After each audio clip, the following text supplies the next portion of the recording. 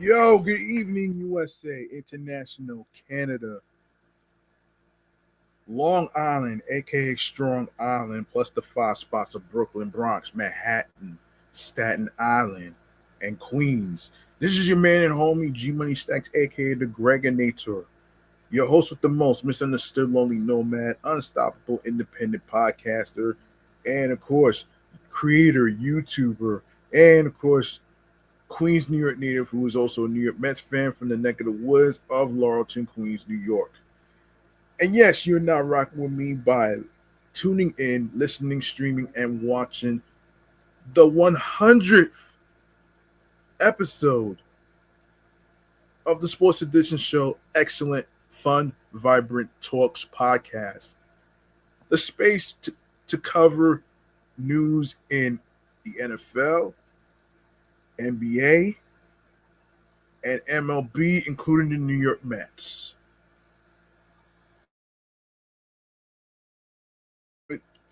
Alongside with the comfort of my room where I am doing my recordings right here in my room. And yes, you can hear the air conditioner on because it's been hot for the past couple of days, and we might be in for another heat wave this coming week.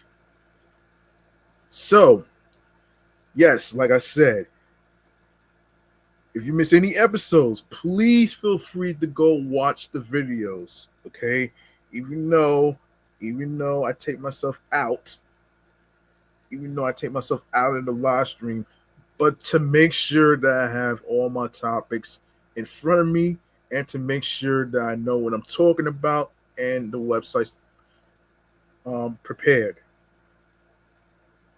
Because I can't remember everything, but I can remember pieces of it. So so just bear with me. Yeah. So I'd like to welcome every single one of you to the 100th episode. Yes, yes, we reached the 100 episodes so far, and even though there's barely any views of the previous episodes that I dropped, like episodes 95, 96, 97, 97, 98, 99. If you missed those episodes that I dropped on the YouTube channel page, the sports YouTube channel page, please feel free to go ahead and and check those episodes out. Leave a like and a comment alongside with the sports topics that was discussed in each of the episodes. All right. I do want to remind y'all to rate 5 stars and leave a review on Apple TV Plus, so that way I'll be I'll be feeling encouraged to create more content, create more episodes, all that great stuff right there. And I am so glad and proud that I reached episode 100 because there are some podcasters out there who who barely make it to over 100 like I just did.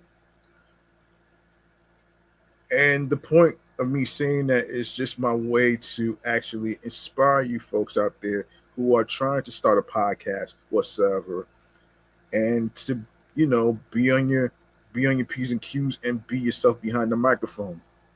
And speaking of which, if you are looking forward to actually leveling up, whether you are a live streamer who has a podcast, a gamer, whatever you do with your YouTube channel whatsoever, I want y'all to check out StreamYard. All you need to do is set up an account. You can use your email or your podcast email address whatsoever, and then you'll be able to get a $10 discount.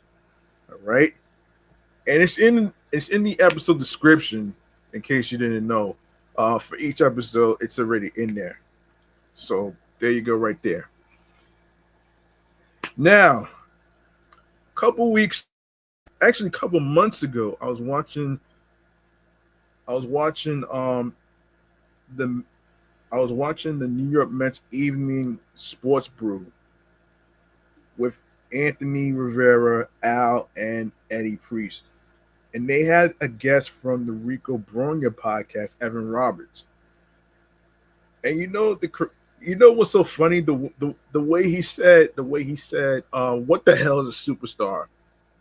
You know, I decided to take the liberty to actually look up the definition, because I feel like it's important because the word superstar has been used too loosely, and I think it's a little subjective, especially for players who play baseball, basketball, NFL, any other sport whatsoever. So I'm here to actually break it down on the difference is, what the difference is between a star and a superstar. So that's the title of today's episode. We've got a couple topics that I am going to go over. I'm going to go over I'm going to go over the particular stuff like um the situation with Juan Soto not being an all-star, but he's not pressed about it. I'll talk about that. I'll go over the MLB drafts and everything else in between. I got y'all. So let's get started with this segment right here.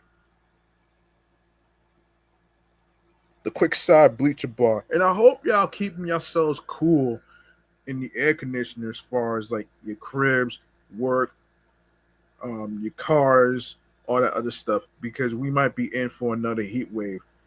And that's going to be Friday, Saturday, and Sunday, I believe, of next week coming up. So please be prepared. Have your water and your Gatorade ready for electrolytes. So let's get to it right here.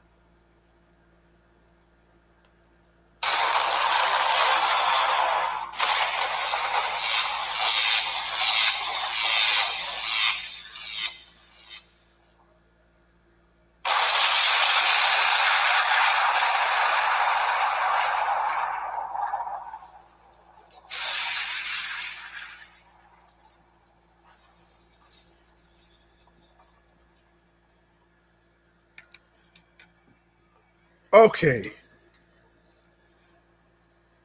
Like I said, man. Like I said, today's episode is dedicated to knowing the difference between a star and a superstar when it comes to baseball. So what I find interesting, what Evan Roberts actually asked, and it's a good thing I looked up the definition of it though. First and foremost, let's get into the term of what a star is. And all right, so and my fault for being a little late. I had to make sure I look up the definition of a star and a superstar because that's the title of the episode. The difference between a star and a superstar. So there you go, right there.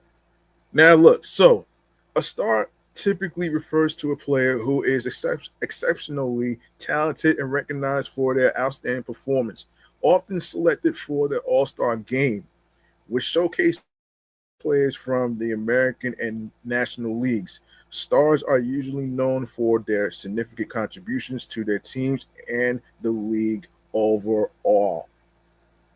All right.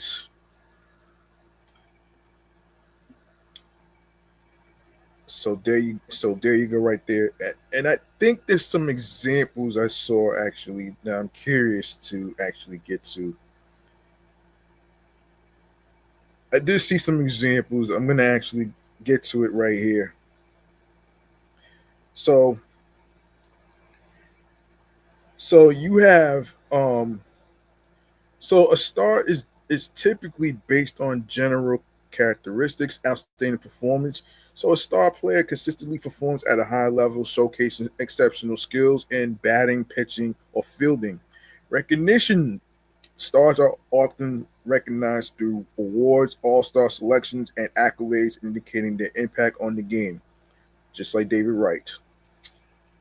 Fan appeal star players typically have a strong following and are popular among fans, contributing to the sport's visibility and marketability.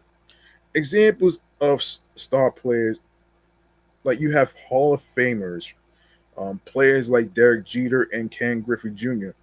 are considered stars due to their significant contributions and achievements in MLB history. Current stars, active players like Mike Trout and Shohei Ohtani are recognized for their outstanding abilities and performances in recent seasons. Impact on the game, team success, star players often play a crucial role in their team's successes, influencing influencing game outcomes and playoff performances. Um, Cultural influence, stars can shape the culture of baseball, inspiring younger players and contributing to the sport's legacy. So there you go, right there. So there you go, right there. In summary, a star in MLB baseball is defined by exceptional talent, consistent performance, and significant recognition within the sport. Boom. There you go. And now we go to the definition of a superstar. Now we go to the definition of superstar. Okay, and I'm pretty sure a lot of people, including shouts to Evan Roberts for asking that question. And I'm actually glad that I actually have the opportunity to actually look it up. So let's get into what a superstar is when it comes to baseball. All right, so a superstar is a person often in entertainment or sports who has exceptional talent, wide recognition, popular appeal, and commercial success, often drawing a large following due to their high profile public presence. Hang on one second, folks.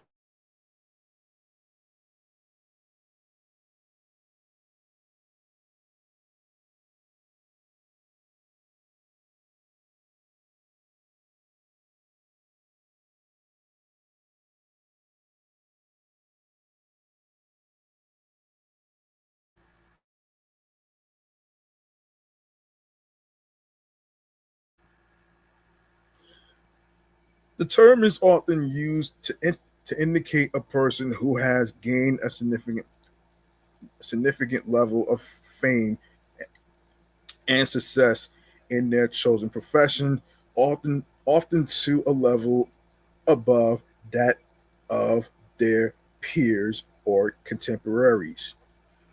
Now let's see. I don't know if there's any examples of a superstar, but I could look up examples of a superstar. Actually, actually, actually, um, hold on. Actually, let's look up MLB players that are superstars.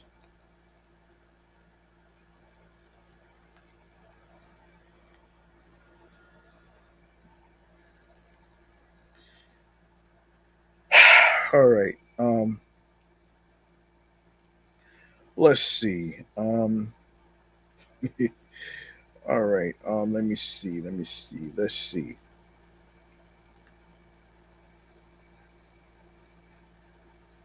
Okay. All right. Let's. We're gonna go into. Oh, hang on a minute. Yeah, it should be superstars of 2025. Hang on.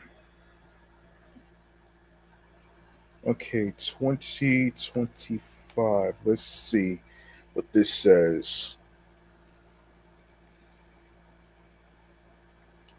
All right, let me see. Let me see something here. So, wait a minute here. Wait a minute. Superstars. Just a second. Okay, this may not be much, but this is from MLB. This is from MLB.com. All right, so this may not be much, but superstar.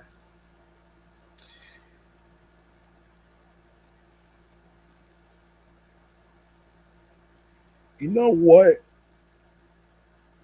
Hold on. Before I go into this, right?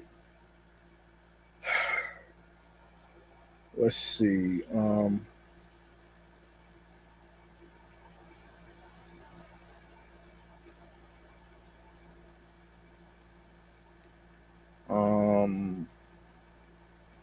I I had it. Oh boy.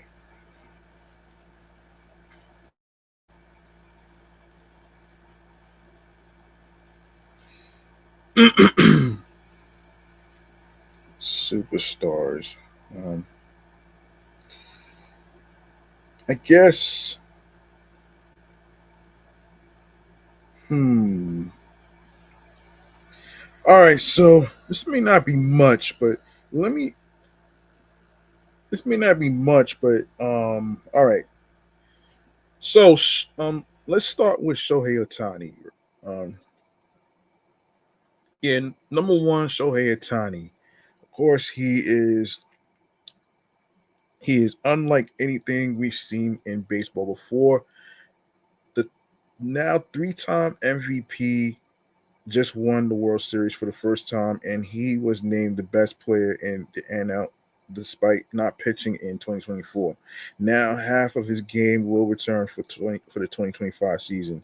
Otani has a legitimate case as the best pitcher, base runner, power hitter, and hitter for average in baseball. Otani is fresh off of the first 50-50 season in MLB history, and there doesn't seem to be anyone who will be capable of slowing him or his team down.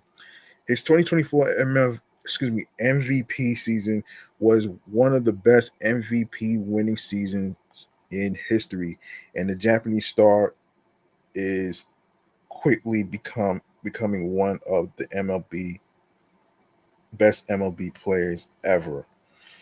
Ah man. Okay, so he counts as a star. Okay. So what okay.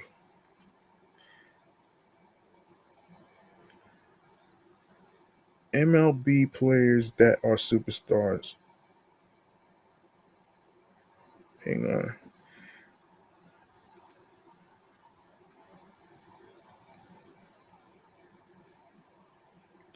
2025 list.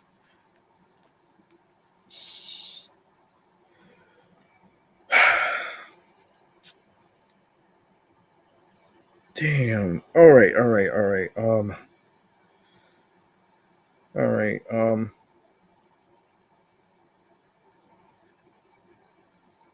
Maybe jeez.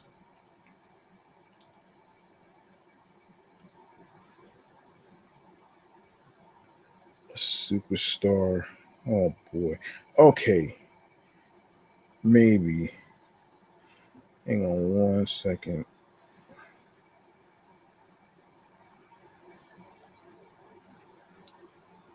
Is a superstar in baseball. I know I had it somewhere, but okay. No, that's not it. That's not it. Um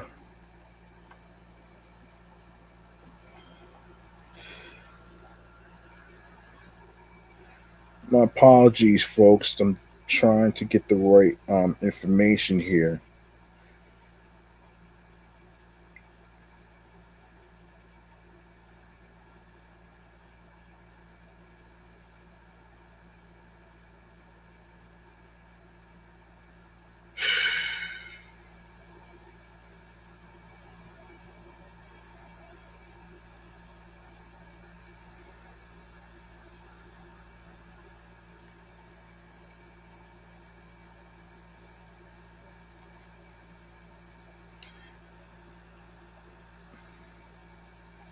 Okay, let's see. Bleacher Report have to say here.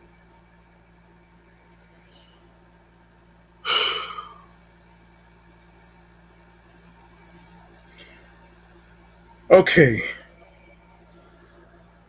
All right. So there is a common. I think there's a combo. Okay. No. Oh no. Okay. So there is a combo of superstars. None. I don't get it. Okay. Let's see. So let me get this straight.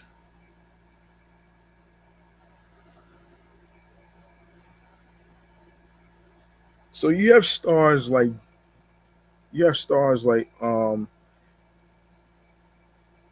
John Means and Cedric Mullins.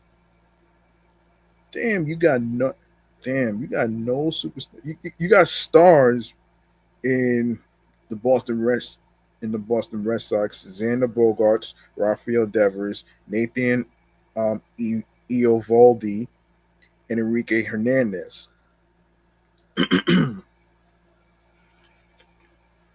With the New York Yankees, you got Garrett Cole and Aaron Judge. And Tampa Bay Rays, you got Wanda Franco, stars Randy Arozarena, and Brandon Lowe are the stars. Now, Toronto Blue Jays, you have superstars like Bo Bichette and Vladimir Guerrero Jr. The stars, you have Kevin Guzman, center fielder George Springer, and then you got the Chicago White Sox Lance. You got Chicago White Sox superstar Lance Lynn, and then stars you have Tim Anderson, Lucas Giolito, Yasmani Grando, Yohan Moncada, and Luis Robert. Now you go to the Cleveland Guardians. The only superstar in the Cleveland Guardians is Jose Ramirez, and one star Shane Bieber. Avi Baez is a superstar for the Detroit Tigers. All right, so you have Kansas City Royals superstar Salvador Perez and a star Nicky Lopez. Um, Minnesota Twins, they have stars like Byron Buxton and Jorge Polanco. The Houston Astros, they have stars like Alex Bregman and Kyle Tucker. And for stars, they have Jose Altuve and Jordan Alvarez. Los Angeles Angels, actually, no. No. Shohei Ohtani's with the Dodgers. He's not with the Angels anymore. Yeah, Shohei Ohtani in the Los Angeles Dodgers. He counts as a superstar, and of course, Mike Trout. Jeez. Um, and the Athletics. Um, the stars are Chris Bassett, Matt Chapman, and of course, wait a minute. Matt Olson is with the Atlanta Braves, so he counts as a star. Um,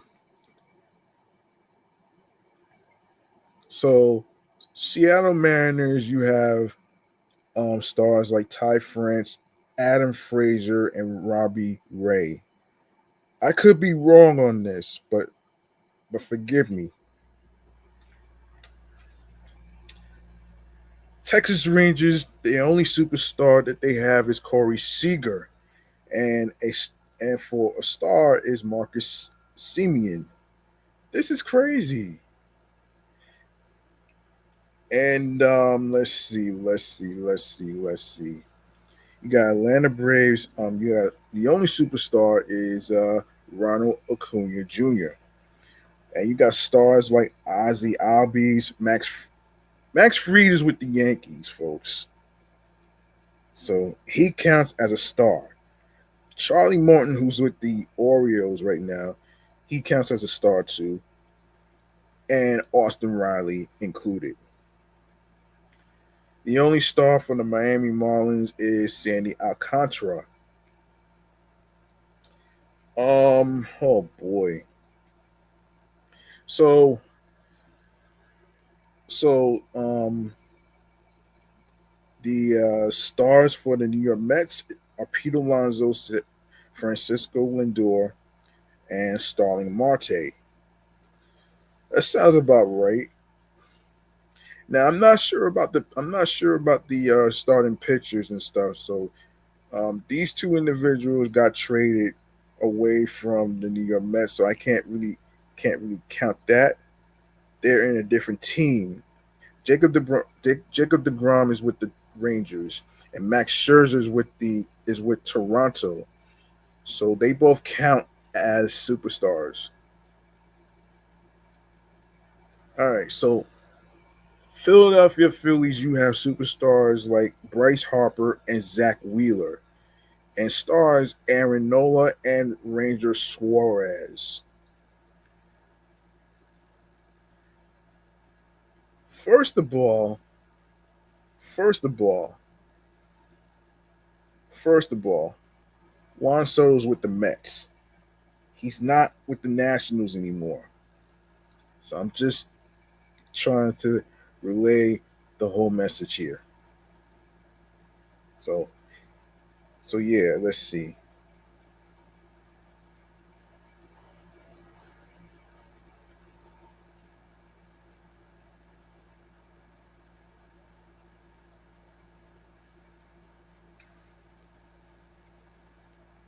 Let me see.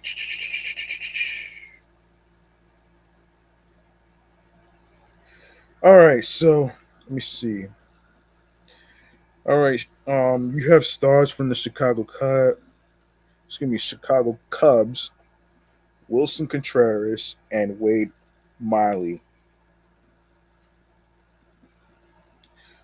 Luis Castillo's with the Seattle Mariners, so he counts as a star. And Tyler Male, okay. And then you have Corbin Burns is with the Arizona Diamondbacks, so he counts as a superstar. And then following Brandon Woodruff, guess wait a minute. So you got Christian Yelich and you have Freddie Peralta, um, that are the only stars. So there you go. Only star of the Pittsburgh Pirates is Brian Reynolds. St. Louis Cardinals, Nolan superstars Nolan Arenado, Nolan Arenado, Paul Goldschmidt with the Yankees, so he counts as a superstar, and Tyler O'Neill is a star, So there you go, right there.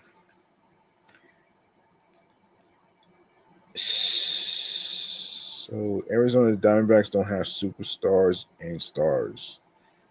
So yeah, Colorado Rockies. The only starter they have is Ryan McMahon. Uh, Cody Bellinger's with the Yankees right now, so he's not with the Dodgers anymore. Um, Superstars like Mookie Betts, and I think Trey Turner's with a different team. I'm not too sure. So you have stars like Walker Bueller, Max Muncy, Will Smith, and Julio Excuse me. You got superstars of the San Diego Padres like um, Fernando Tatis Jr., who's playing right field, by the way. Um, and the only star that they have is Jake um, Cronenworth. And the stars that they have for the San Francisco Giants are Brandon. Well, I don't know if he still plays for them, but um, Brandon Crawford. I'm not too sure about that, but Anthony D. D. D. Sclafani, D. Sclafani, and of course Logan Webb are the stars. So I think that's about it, man. That's about it on that one.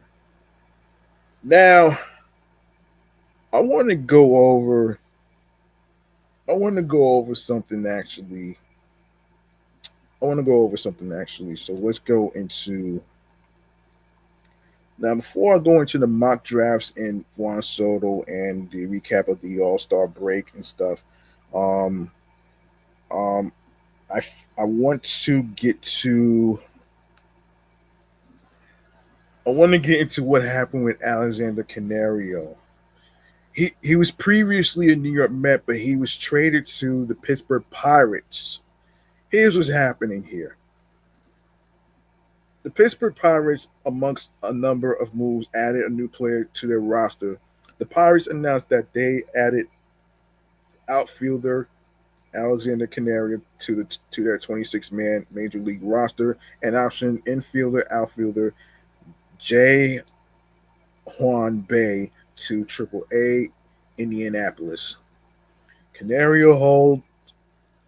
Canario hails from Monte Cristi in the Dominican Republic, and he signed with the San Francisco Giants as an international free agent on July 2nd, 2016.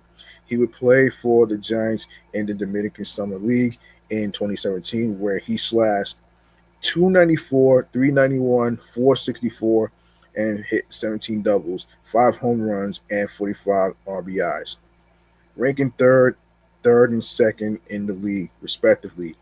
He earned Baseball American DSL All-Star honors. Shit. Canario played with the Salem Kaiser Volcanoes at low A in 2019, hitting a fourth best 301, 365, 539 in the Northwest League. He also hit 17 doubles, 9 home runs, 40 RBIs, and 38 runs, ranking first, second, third, and sixth best marks in the league. He played for the Arizona League Giants in the fall, hitting 395, 435, and 1.000 and 9 home runs in 43 at bats. He earned All-Star honors from the MILB.com organization, Baseball America. Short season All-Star, Northwest League postseason. Canario didn't play in the 2020 season as the MILB canceled the minor league season due to the COVID-19 slamdemic. He would start 2021 with San Jose Giants at single A, hitting 235, 325, 433 with 9 home runs, 14 doubles, 3 triples, 29 RBIs, and 15 stolen bases in 65 games. The Giants traded Canario to the Chicago Cubs on July 30th, along with right-handed pitcher Caleb Killian for third baseman Chris Bryant. Canario played for the South Bend Cubs at high A the rest of 2021. He then played for South Bend, Tennessee Smokies, Smokies at Double A, and the Iowa Cubs at Triple A in 2022. He played for Iowa at the start of 2023 and eventually made it to the Cubs at the end of the season.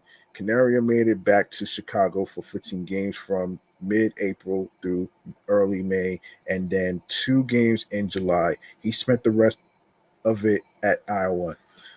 Cubs designate the Cubs designated Canario for assignment on February 20th and then traded him to the New York Mets for cash considerations on February 24th.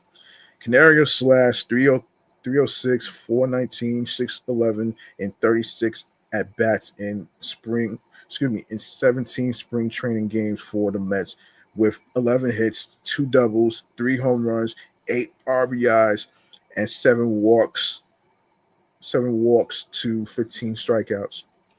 The Pirates would land Canario in a trade for cash considerations on March 31st. The Pirates now have 6 outfielders on their roster, along with Canario. This includes Brian Reynolds, Jack Sawinski, former Met Tommy Pham, O'Neill Cruz, and Andrew McCutcheon. So there you go. There you go right there. That's what happened with Alexander Canario. He's a Pirate now. All right, so let's see. What else? What else can we talk about here? Yes, let's talk about the difference between a playoff and a World Series, okay? At the end, so the playoff consists of the end of the regular season, the 3 divisional winners, 1, 2, and 3 of their win and loss records, and 2 wild card teams ranked 4 and 5 from each league, um, American League and National League, go for it into the playoffs. The 2 wild card teams play each other in a 1 game winner takes all match, with the survivor joining the 3 dimensional winners in the divisional series. Um, the 4 teams in each league play 2 series of knockout baseball to determine who wins the pennant. The 2 league winners then meet in the World Series. The first round of the playoffs, of course known as the divisional series, are played over the best of 5 games, with the higher ranked team having home field advantage. The second round of the playoffs, known as the championship series, are played over the best of 7 games, with home field advantage, meaning 4 games, 2 games at one venue, 3 at the other, then 2 more at the first venue. In the first round, the number 1 ranked team plays the number 4 ranked team, unless they came from the same division, in which case one plays 3 and 2 plays 4. Ties in rankings are broken by the toss of a coin. If a team can clinch a postseason series early, it's a big advantage, as they can rest their players and set up their pitching rotation for the next series. Um, However, if a hitter doesn't play for more than a day or two, he tends to get out of rhythm, and teams with a few days off will normally play 1 or 2 practice matches.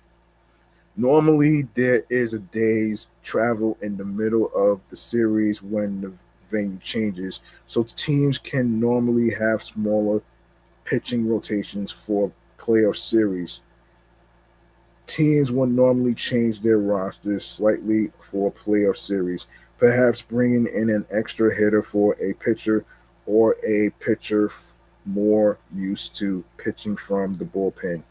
Now we talk about the World Series. What does that consist of? So this is basically about the playoffs climax with the World Series, of course known as the Fall Classic, matching up the champions of the two leagues playing a best of seven series with AL rules in AL ballparks. Um, and NL rules in NL parks. So, all right. So these acronyms, in case you don't know, that's American League and National League. Home field advantage for the World Series is currently decided by whichever league wins the All Star, a serious debating point for all baseball fans. In the past, the two leagues simply took turns. One year, the AL, the next, the NL. So there you go, right there. The difference between the playoff and the World Series. All right, so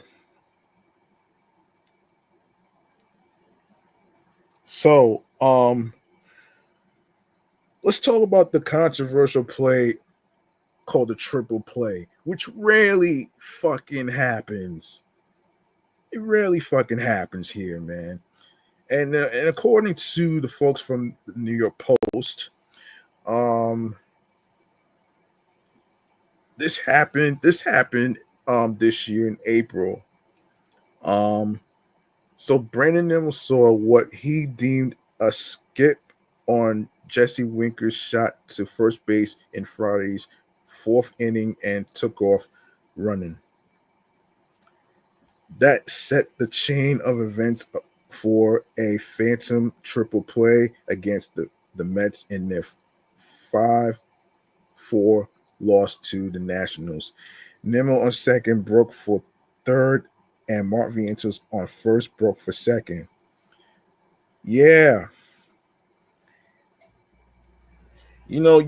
you hate to hear about these fucking umpires screwing up things for the Mets, and they're another they're they're to blame too for making the Mets lose. It's fucking insane, man. It's fucking insane. So so yeah. So yeah, and of course, I have to agree with Wardy here. Shouts to Wardy NYM on X right now, and he said umps just screwed the Mets unbelievably hard in the fourth inning. A complete botch call by the ump leads to an unofficial triple play that never even happened. Yeah, yeah, he's right. So were re- both were ruled out when first base umpire Alfonso ruled that first baseman Nathaniel Lowe caught Winker's ball before throwing to C.J. Abrams at second base. Replays showed Winker's shot to first base hit the ground. I saw a little skip before the glove, and so I decided to go. Nimmo said, "You are also kind of in no man's land when it's hard at him like that, and it's a close play on the ground." The play was never reviewable by replay rules because the ball never left the infield. But manager Carlos Mendoza argued the umpires should have convened to discuss whether one had seen the ball hit the ground. I wish that all catches could be reviewed, Nimmo said. I get that it's in the infield, but that play play is happening in front of the first base umpire where he really doesn't have a great read on it.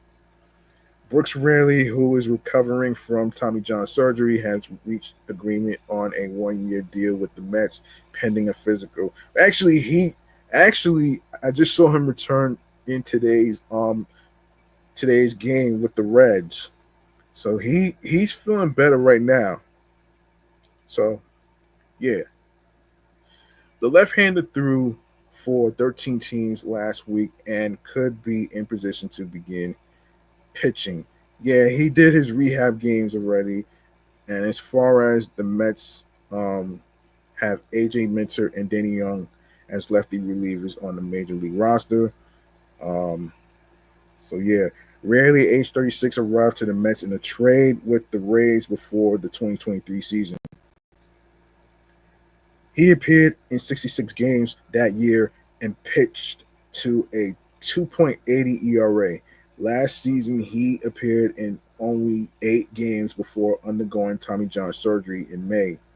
Mendoza cited available at bats as the primary reason Brett Beatty was optioned to AAA Syracuse upon Jeff McNeil's return from the injured list. After a sluggish start to the season, Beatty began to show life over the last 1% week. Excuse me, 1.5 weeks. Excuse me. Overall, he had a 597 OPS while shuffling between second base and third. It's a different feeling for Beatty now going back to AAA, knowing that he play at this level as opposed to struggling. Mendoza said he'll be back. Yeah, that triple play, that triple play is so bullshit. All right. Now I know a lot of you were so pressed about Juan Soto not making the All Star break, right? He addressed this, and this is from Sports Illustrated. So the complete rosters for the 2025 MLB All Star Game were revealed on July 6th, and while New York Mets fans already knew that shortstop Francisco Lindor was one of those selected, they also learned that Pete Alonso and Edwin Diaz also made the NL team. And of course, David Peterson, as I pointed out in the last episode, David Peterson also made the All Star break as well. While there was a lot of excitement about this trio of Mets players getting the All Star nod, the biggest story to come from this was how slugger Juan Soto didn't earn a selection. It's called voting, man. It's called voting. Soto is seen by many as the biggest snub from this All Star game, given he has been one of baseball's best hitters for the past month or so.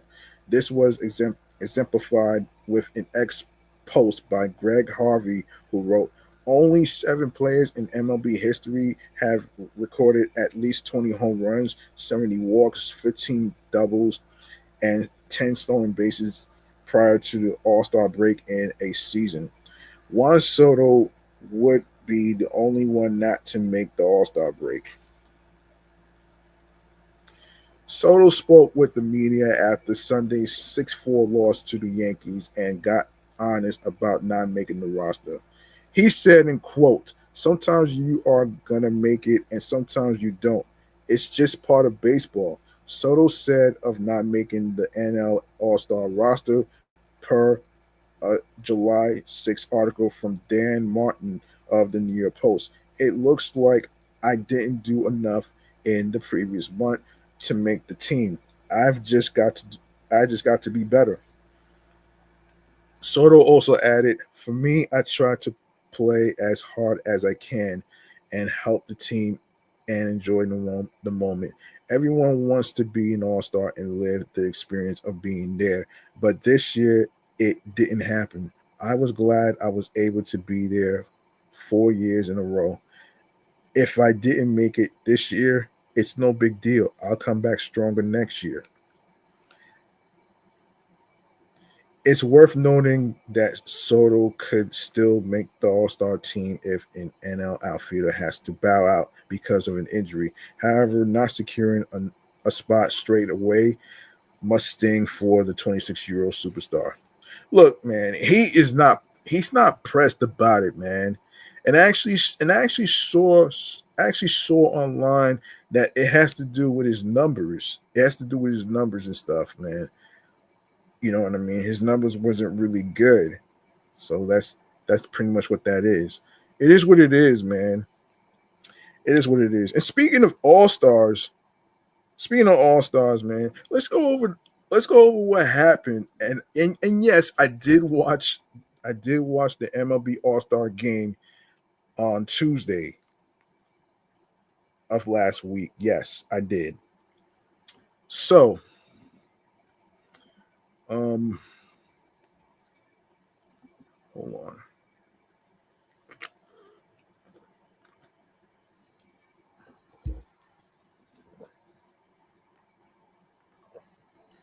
All right. According to according to USA Today,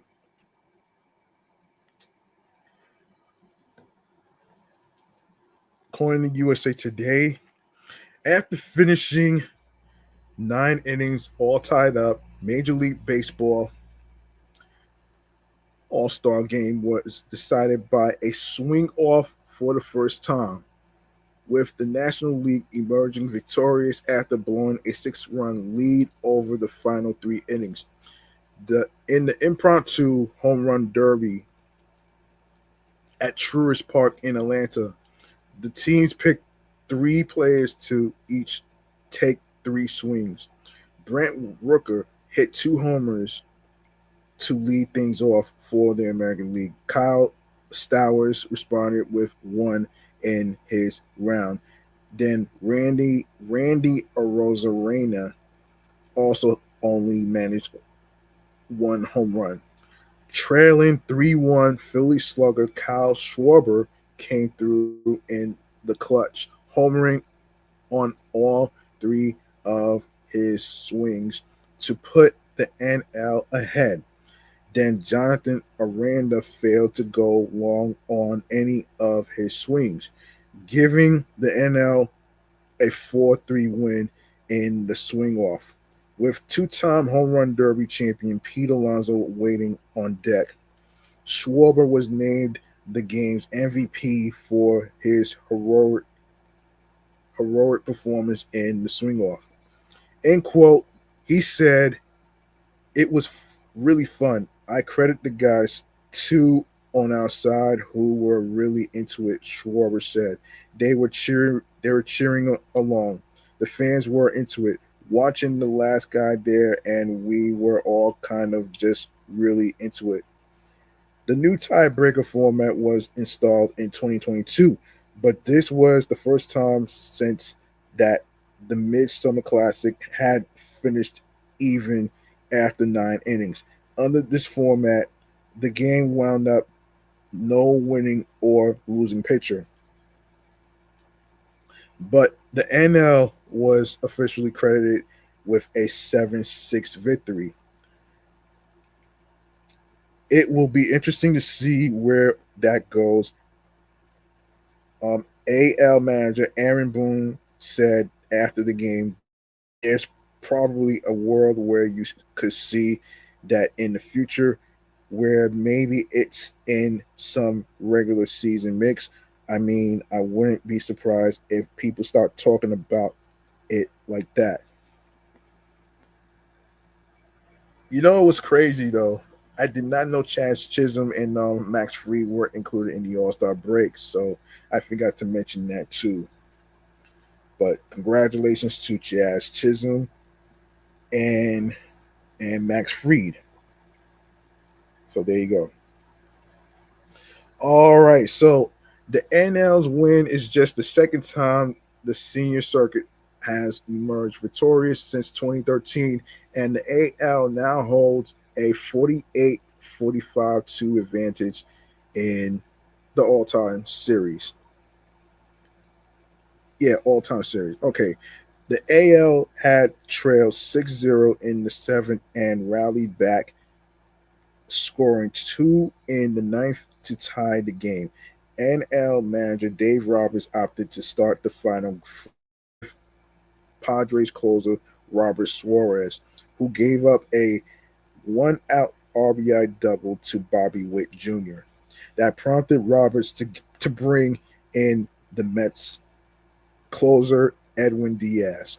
The right-hander retired the first batter he faced, but Stephen Kwan's infield single brought Witt home to make it 6-6. Boston's Aroldis Chapman came on for the bottom of the ninth and retired the NL in order to send the contest to the tiebreaker. The game scoring began before AL starter Tariq Skubal had even recorded an out, when Ketel Marte laced a two-run double into the right field corner to score Shohei Ohtani and Ronald Acuna Jr. But the reigning Cy Young winner limited the damage there, retiring the next three batters with a man on second. The sides traded zeros until Alonso hit an opposite field three-run homer in the bottom of the sixth to make it 5-zip. The first time the Mets slugger has gone long in the game itself. A few batters later, Diamondbacks outfielder Corbin Carroll crushed a solo shot to right center, extending the NL's lead to 6-0.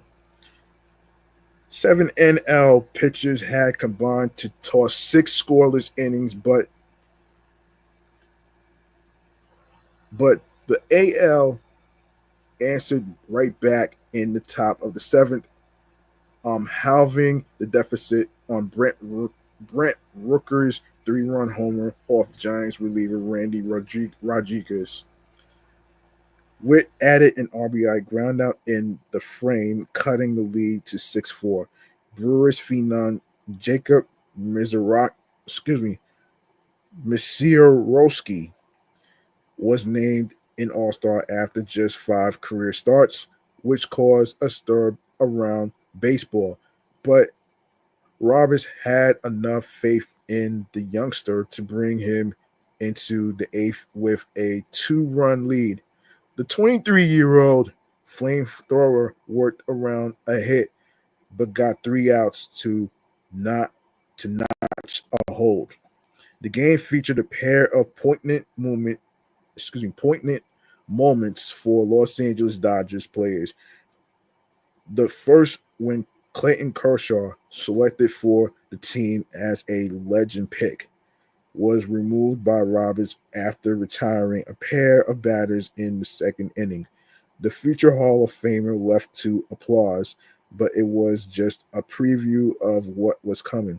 First baseman Freddie Freeman, who spent the first 12 years of his career with the Braves, was replaced with 1 out in the top of the third, allowing the two-time World Series champion a chance to tip his cap to the Atlanta fans while receiving a thunderous standing ovation. "I'm okay with crying. That's just how I am," Freeman said, "but I didn't do it today." The 2026 All-Star Game will be held at Citizens Park in Philadelphia, the Phillies' first time hosting since 1996. Yeah, this should be interesting. This should be interesting.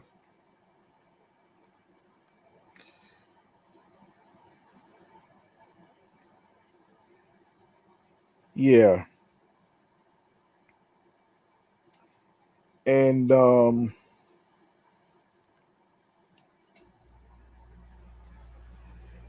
so yeah, there you go. All-Star All-Star Game for MVP Kyle Schwarber. The Phillies' Kyle Schwarber was named MVP of the 2025 All-Star Game after homering on all 3 swings in the tie-breaking swing-off. An unbelievably clutch performance in the impromptu home run um, derby for Schwarber, who is a free agent at the end of 2025 season. At the 2025 season, okay. So pretty much that's what it is right there, man. That's pretty much what it is. Um,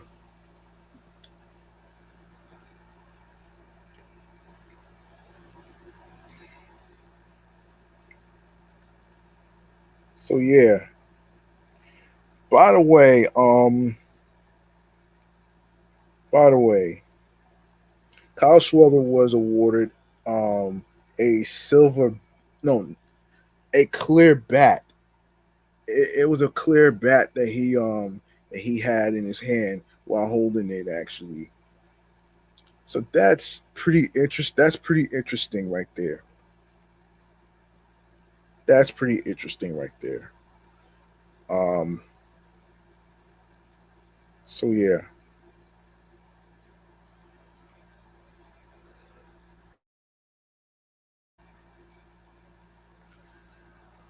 Okay.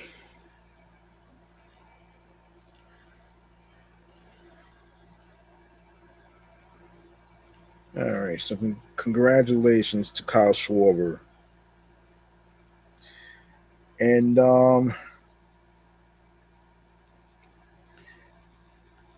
and speaking of which, let's go over what went down with the MLB draft of 2025.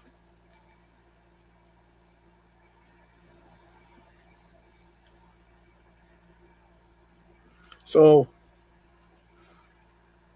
and this is from Sporting News. Conventional wisdom went out the window with the first two picks of the MLB draft Sunday night when the Nationals and Angels both selected players who weren't believed to be strongly in the mix of oh brother in the mix of in the mix of hang on a second in the mix in their respective slots. All right, the Nationals passed on both Cade Anderson and Ethan Holiday to select high school shortstop Eli Willits, while the Angels dug even deeper into their board and drafted UC Santa Barbara pitcher Tyler Brenner, excuse me, before a handful of college arms who had been expected to go well ahead of him. How the underslot gambles by the Nationals and Angels pan out will be a defining storyline of this draft in the years ahead. But the rest of the first round was highlighted by a pair of trends most did expect: a run on prep shortstops and a bevy of college arms. High school shortstops made up five of the top 10 picks, while Anderson, Liam Doyle, Jamie Arnold, and Kyson Witherspoon all joined Bremner as college starters to land in the top 15. It's going to take a number of years before anyone can accurately judge Sunday's picks, but it's not too early to give it a shot. The Sporting News graded each MLB draft pick through the end of competitive balance round A. So let's take a look at the analysis. Let's take a look at the analysis here.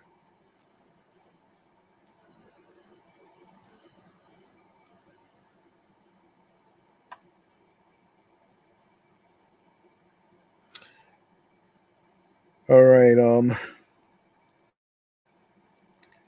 Okay. Round MLB drafts. MLB draft grades 2025 live picks analysis for round one. Washington Nationals picked Eli Willits, shortstop, Fort Cobb Broxton. Grade C plus.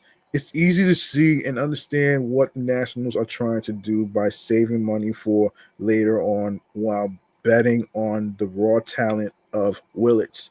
But at what point will winning be on the menu for Washington.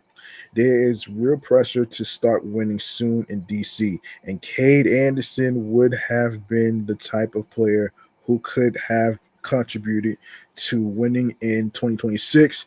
Willits has sky high potential at just age 17, but a Nationals franchise that has notoriously struggled to develop hitters over the past decade, this is a major, major risk.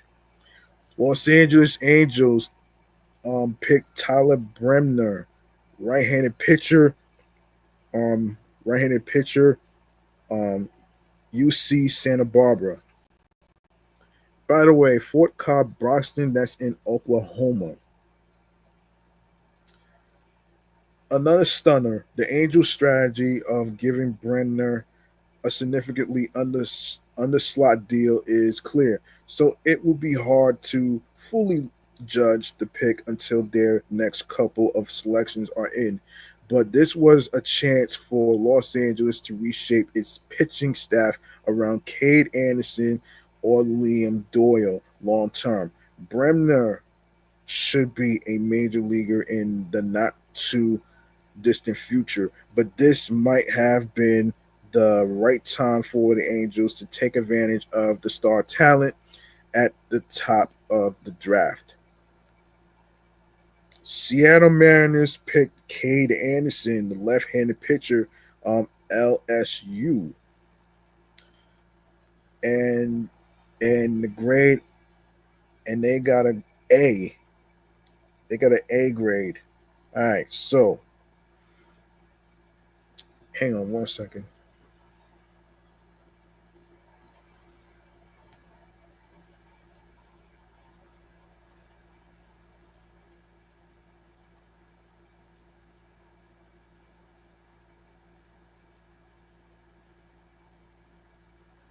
All right, Anderson is not Paul Skeens and shouldn't be expected to beat Paul Skeens, but there isn't anything to complain about here. Anderson has a strong case to be the past prospect in this draft and has a high floor, so he should be on a fast track to the majors for a Mariners franchise that knows how to develop starters. Anderson doesn't blow hitters away, but there might be room for increased velocity that could make him a potential frontline starter at the MLB level. Colorado Rockies picked Ethan Holiday, shortstop, Stillwater, Oklahoma. Grade A. The Rockies were never going to pass on Holiday if he made it to number 4, and they have a potential cornerstone with ties to the organization in the 18-year-old. No high school prospect can be called a sure thing, but Holiday has all the tools, all the tools, all of the tools needed to put himself on a fast track to the majors. His power would play well in Coors Field, and the off-field benefits of adding a potential household name to an organization that badly needs some positive attention. St. Louis Cardinals picked Liam Doyle, left-handed pitcher from Tennessee. Um, A minus. Doyle has the most lethal fastball in the draft, which is an excellent place for the left-hander to start. The Cardinals are going to have to work their development skills to get his secondary pitches further along and make him a more well-rounded pitcher, but it's hard to question the choice here with Willits off the board. St. Louis rotation has featured plenty of older, slow throwing arms over the last 2 years. So Doyle is a nice breath of fresh air for the organization.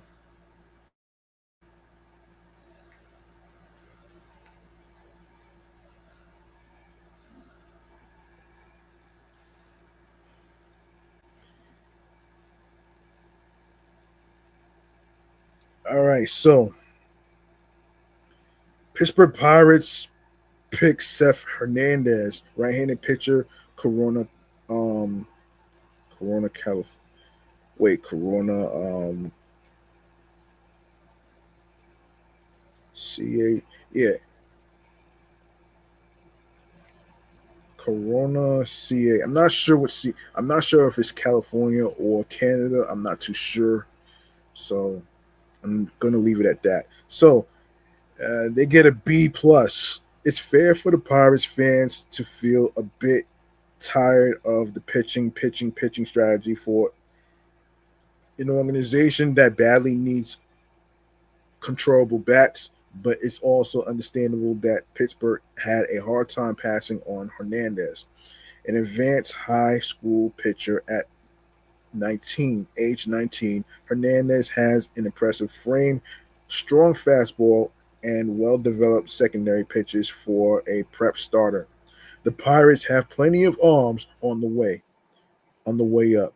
But there is, of course, no guarantee any of them are around by the time Hernandez arrives. Miami Marlins pick Ava Arquette, shortstop, Oregon State. They got an A. The Marlins offense has been one of the surprises of the season, even with its flaws, and they suddenly have another potential long-term cornerstone in Ava Arquette. Arquette's frame brings so much needed sustainable power to the organization, and he has the arm to settle in on the left side of the infield, even if he doesn't stick at shortstop. Not to be confused with David Arquette, folks. I know what you're thinking, man. I know what you're thinking, though, man. But there's no relations there.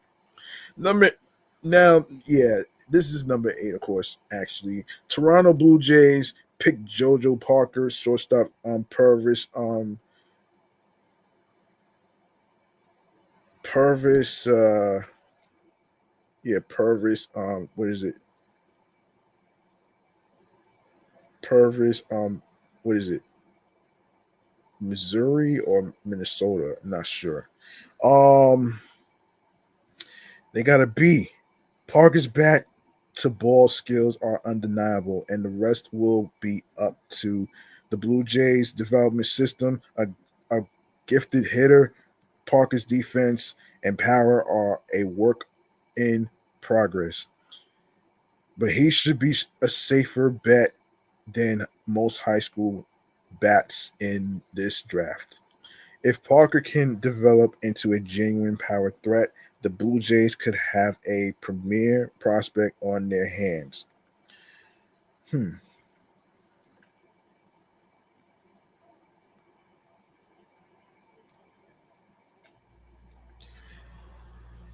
Cincinnati Reds picked hang on a second.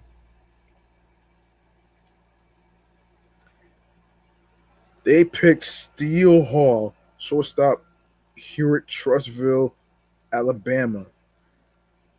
They got a B plus.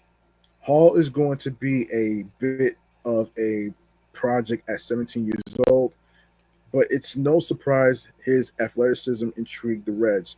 Already showing some potential as a power hitter, Hall has the physical tools to be a five-tool type of player, though his contact ability will be the tool worth watching closely to ensure it gets to where the Reds need it to be. Hall doesn't have the glove of Billy Carlson, who was an option for Cincinnati here. But the upside is there.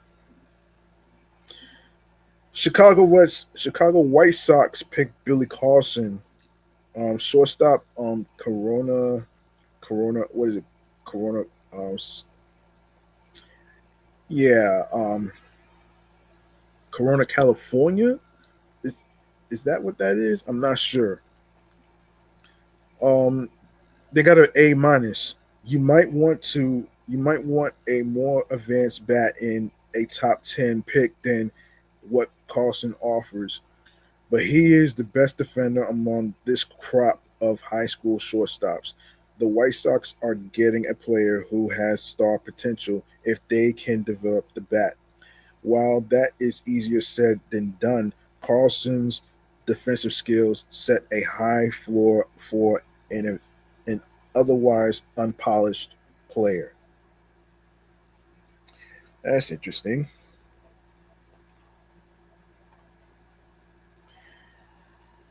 The Athletics picked Jamie Arnold, left-handed pitcher from Florida State. They got an A.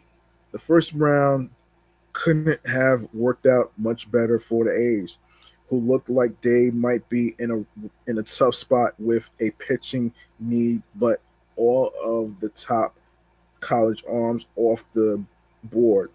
Instead, Arnold falls to number 11 after pitching like an ace in his last two seasons at Florida State. Control issues will be something the Athletics need to work on, but the organization already has the bats and now has someone who can quickly rise to the majors in Arnold.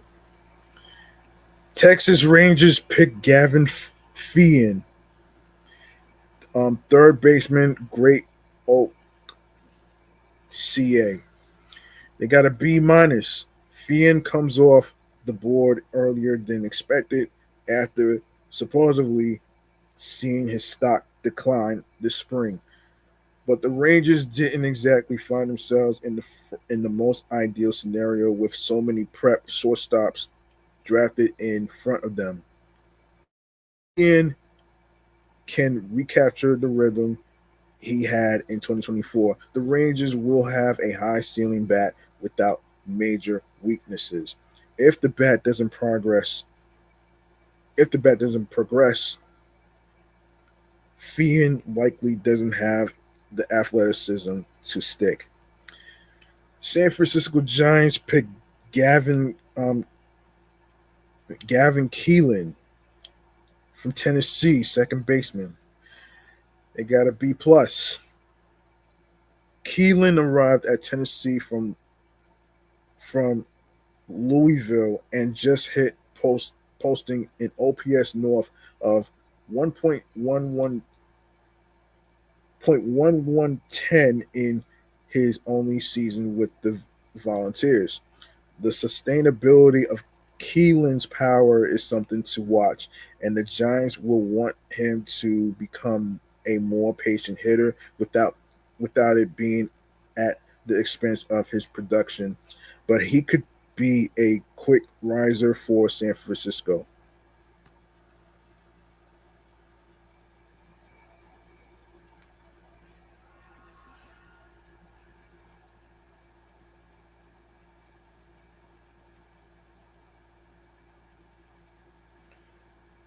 Okay. Tampa Bay Rays picked Daniel Pierce, shortstop, Milk Mill Creek, Georgia. They got an A minus. Pierce is an ideal Rays top no, excuse me, type of pick because of how moldable he is. Power is not a major strength for Pierce and might never be, but he brings excellent speed to the table and is one of the most athletic players in the first round range. Tampa Bay has an excellent development system and might be able to turn Pierce into a high level prospect by unlocking just a bit more power. Boston Red Sox picked Kyson Witherspoon, right-handed pitcher from Oklahoma. They got an A. Witherspoon is a nice value at this point in the draft after showcasing improved control in his final season at Oklahoma, and producing excellent results in a tough conference. While the ceiling might not be as high as some of the college arms already drafted above Witherspoon. His floor is fairly high as he enters a Red Sox organization that could use in addition to the pitching pipeline. Minnesota Twins pick Marek Houston, shortstop from Wake Forest. They got a B plus. Houston or Houston, however you pronounce it, is coming off a stellar year at Wake Forest, matching improved power with terrific defense. The defense should give Houston a high floor, but the sustainability of his power will determine whether he meets the Twins' expectations for him. Um, there is legitimate risk that the bat never catches up to the glove at the professional level, but Minnesota will accept the challenge and hope to mold Houston into a four or even five tool player. Hmm.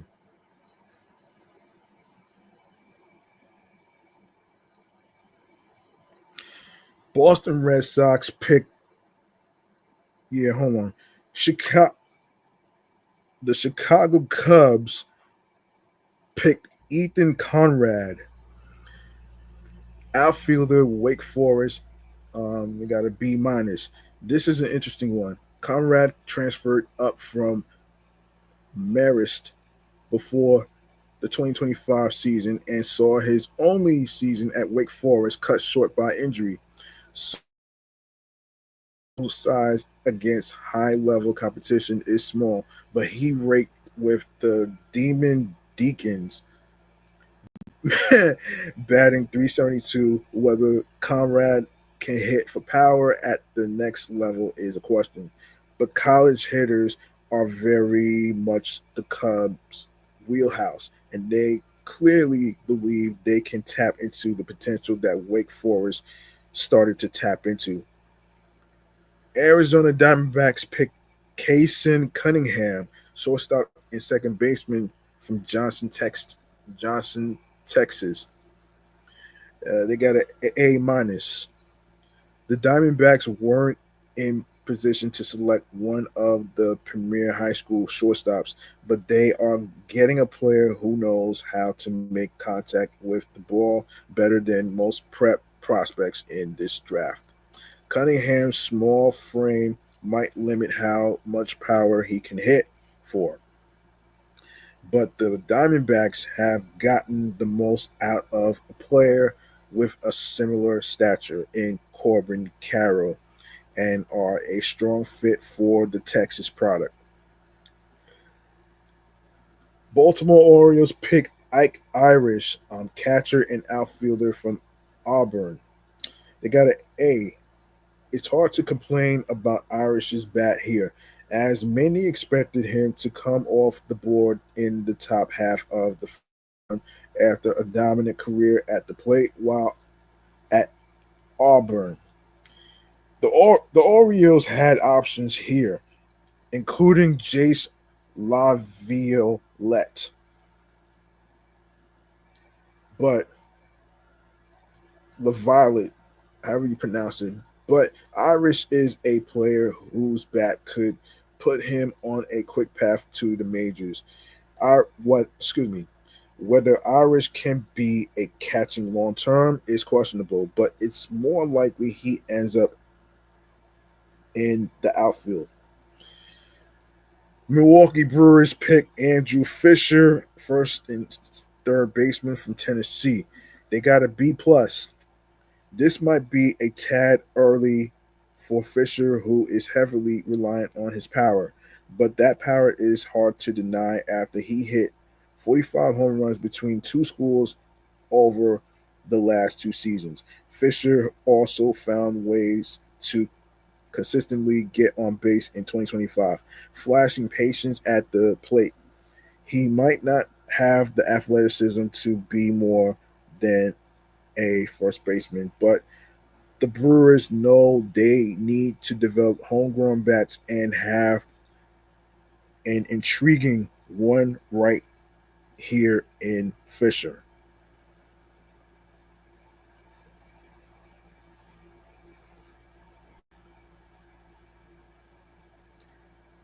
So the Houston Astros picked Xavier Nayans, third baseman from Mount Vernon, Washington. Yeah, they got a they got an A minus. Boom or bust may be one way to describe Nayans, who has the type of frame and power stroke to be a feared hitter at the professional level, but still has holes in his swing to fix. Nayans' contact ability is a question, and the Astros will have to work to ensure he isn't a player who is completely all or nothing at the plate, but the star potential is enough to make him a nice value at this stage of the first round. Atlanta Braves picked um Tate um Tate Soul Teen hold on Soul T Scene Solticine Tate Sultan Tate Solticine shortstop outfielder from Basic Academy. Um,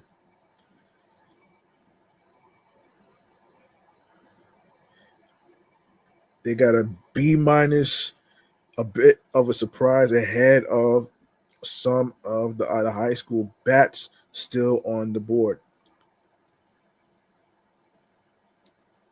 South Tessine has impressive athleticism and a surprising amount of power. I do apologize for butchering the name. Please forgive me. In his swing for someone who stands at 5'11, the Braves will still have to put in serious work to maximize Sathasine's potential and turn him into an everyday major leaguer. Kansas City Royals picked Sean Gamble, second baseman and outfielder from IMG Academy in Florida. Um, they got a B plus. The Royals love to gamble on high school bats, pun intended, and Gamble doesn't have any obvious holes in his profile. An athletic player who could either end up in the middle infield or the outfield. Gamble flashes solid bat to ball skills and will try to develop into a more consistent power bat in Kansas City's organization.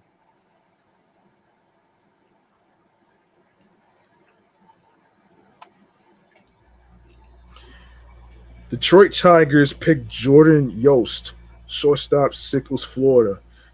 C plus. This is a significant risk by the Tigers, as Yost was a late bloomer who wasn't even considered much of an MLB prospect until earlier this year. An athletic player who improved as a hitter as he added to his very slight frame this year. Yost's power is still a massive project. It's easy to see why Detroit is intrigued, but it's going to be some time until we can tell whether Yost was the right choice here. San Diego Padres picked Cruz Schoolcraft, left-handed pitcher from Sunset, Oregon. A they got an A. This is a fun one. Schoolcraft stands at 6'8" with a 97 miles per hour fastball, so he already has the frame and velocity every team would want in a first round prep pitcher. The rest will be up to the Padres development system, which has worked with its share of high school prospects but has run into some issues when it comes to maximizing the potential of homegrown arms. At number 25, Schoolcraft is a risk worth taking for San Diego.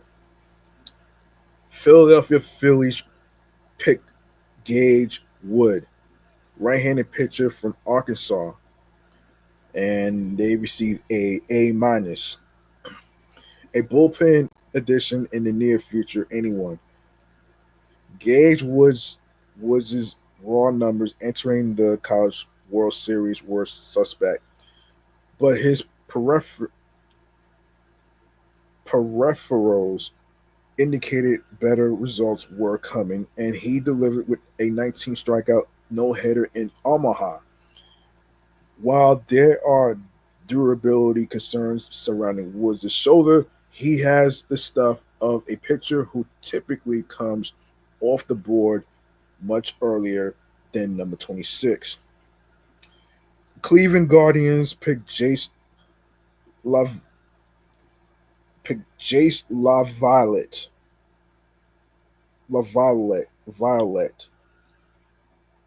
yeah, La Violet, yeah, outfielder from Texas A&M. They got a B plus. La Violette, once believed to be a contender for the number one pick, is very much a boom or bust prospect after showcasing far too much of a strikeout problem in 2025. But the Guardians can afford to take some chances given the perennial state of their offense. Cleveland will look to mold the rest of La Violet's game around his power and morph him into a legitimate long term major leaguer.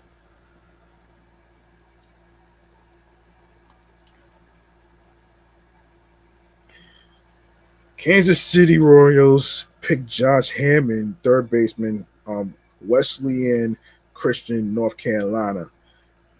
They received an A. The Royals continue to take shots on high schoolers, and this one is well worth the risk. Hammond has some of the best raw power of any prep prospect, and he is only starting to truly tap into it after focusing on pitching for so much of his high school career. Once the Royals get a hold of him and focus solely on hitting, Hammond could be one of the best bats in the class. Arizona Diamondbacks picked Patrick Forbes, right-handed pitcher from Louisville.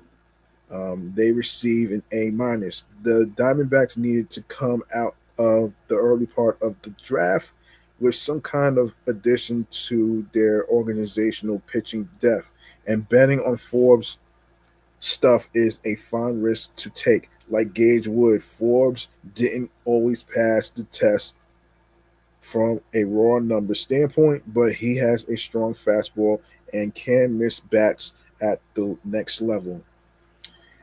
Baltimore Orioles picked Caden Bodine, catcher from Coastal Carolina. They Bodine rose into the first round conversation during Coastal Carolina's run to the College World Series. But his strong bat to ball skills are the only surefire tool in his arsenal. Bodine didn't show much improvement at the plate in his final season, particularly in the power department, and he doesn't profile as an excellent defensive catcher either. The Orioles will have to hope Bodine can suddenly develop at least a little bit of power stroke in an organization that admittedly does know how to develop power. Also, the Baltimore Orioles picked Wehiwa Aloy, shortstop from Arkansas. They have an A. It's hard to believe. No, it's hard to blame the Orioles for taking a chance on Aloy's bat in this spot. In this, many expected him to come off the board much earlier in the night. Aloy enjoyed a terrific season at Arkansas in 2024, showcasing improved contact ability along with some of the most advanced power of any infielder in this draft. The Orioles have had success in this range of the draft before and are a strong fit for Aloy's tools.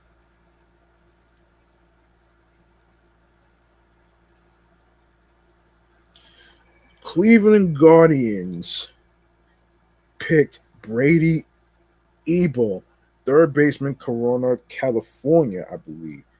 Yeah, California. I think that's what that is. Um, they received a C.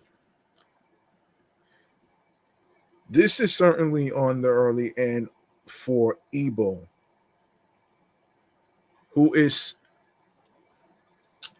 who still has a long way to go as a hitter. A strong defender with a nice arm at third base. Ebel has a tendency to hit ground balls and is going to an organization that doesn't exactly thrive when it comes to developing power. Ebel is the son of Dodgers third baseman coach Dino Ebel. Boston Red Sox picked Marcus Phillips, right-handed pitcher from Tennessee. Um, the grade is an A minus. Phillips has some of the best velocity in the draft and the kind of frame that can allow him to remain durable long term. While control is a potential issue, the Red Sox already took a safe pitcher earlier in the night and can afford to take a chance on Phillips. Detroit Tigers picked Michael Oliveto, catcher, Hop Podge, New York.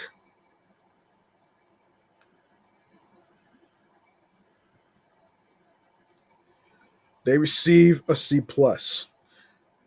The Tigers are taking some massive swings in this draft as Oliveto wasn't expected to be considered in this range, but they will be him away from Yale.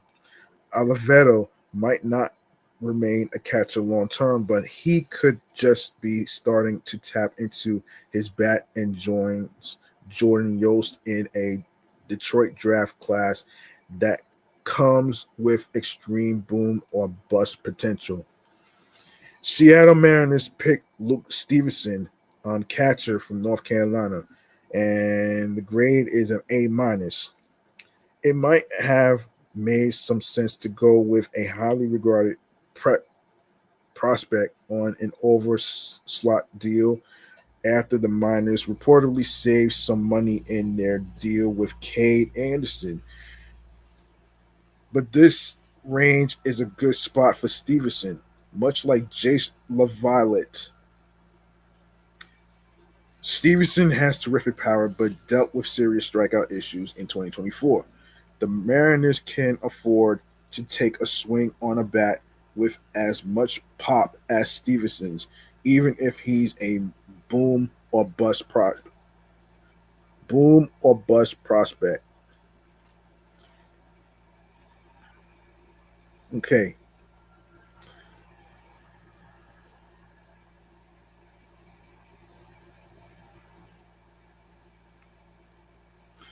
Minnesota Twins pick Riley Quick, right-handed pitcher from Alabama, and they receive a B. Quick has the frame at 6'6" and the impressive fastball to be a first round prospect, but he was hit hard at times in his final season at Alabama and didn't miss bats at the same rate as some of the other pitchers with superb numbers who have heard their names called already. Still, that fastball is a nice place to start as the Twins try to mold Quick into a serious rotation. Baltimore Orioles picks Slater DeBrun, outfielder from Summit, Oregon, and they receive an A. This is a great value as DeBrum offers first round potential despite his smaller frame. While his size might limit his power, DeBrum offers a blend of speed, athleticism, and bat to ball skills that will give the Orioles an interesting project to work with. If Baltimore can get the power to come around, DeBron can easily overachieve this slot. Now, the New York Mets have picked Mitch Voigt, second baseman from Michigan, and they also received a B plus, which is not bad. This is a bit earlier than expected for Voigt, but the Mets might be intrigued by how far his bat can go if he focuses solely on hitting at the professional level. Both a reliever and a second baseman at Michigan, Voigt has decent pop for the position and flashed some nice work with his glove as well, thanks to his athleticism. By the way, I did see an interview on SNY's page of not SNY's page, but I think it was the New York Mets YouTube channel page. Mitch Voigt did an interview with the folks from SNY, um, which I find pretty interesting. Um, I mean, y'all can take a look at his interview and stuff, and the way he answers the questions and stuff is what really intrigues me. And this is a pretty good pick for the New York Mets, though. Mitch Voigt, though, you know what I mean. He says that he plays mainly second base, but he does strike me as a versatile player who could play more than one place. So we have to see what happens with Mitch Voigt, man. Congratulations to Mitch Voigt. All right. New York Yankees picked Kilby, a shortstop, um, Noonan, Georgia. Grade is A minus. Kilby was a bit of a late riser in the draft process thanks to his bat, which is among the more advanced prospects. Shortstop likely isn't where he lands long term, as Kilby's defense lags behind his offense. But the Yankees see enough in his bat to try to sign him away from his commitment to Clemson.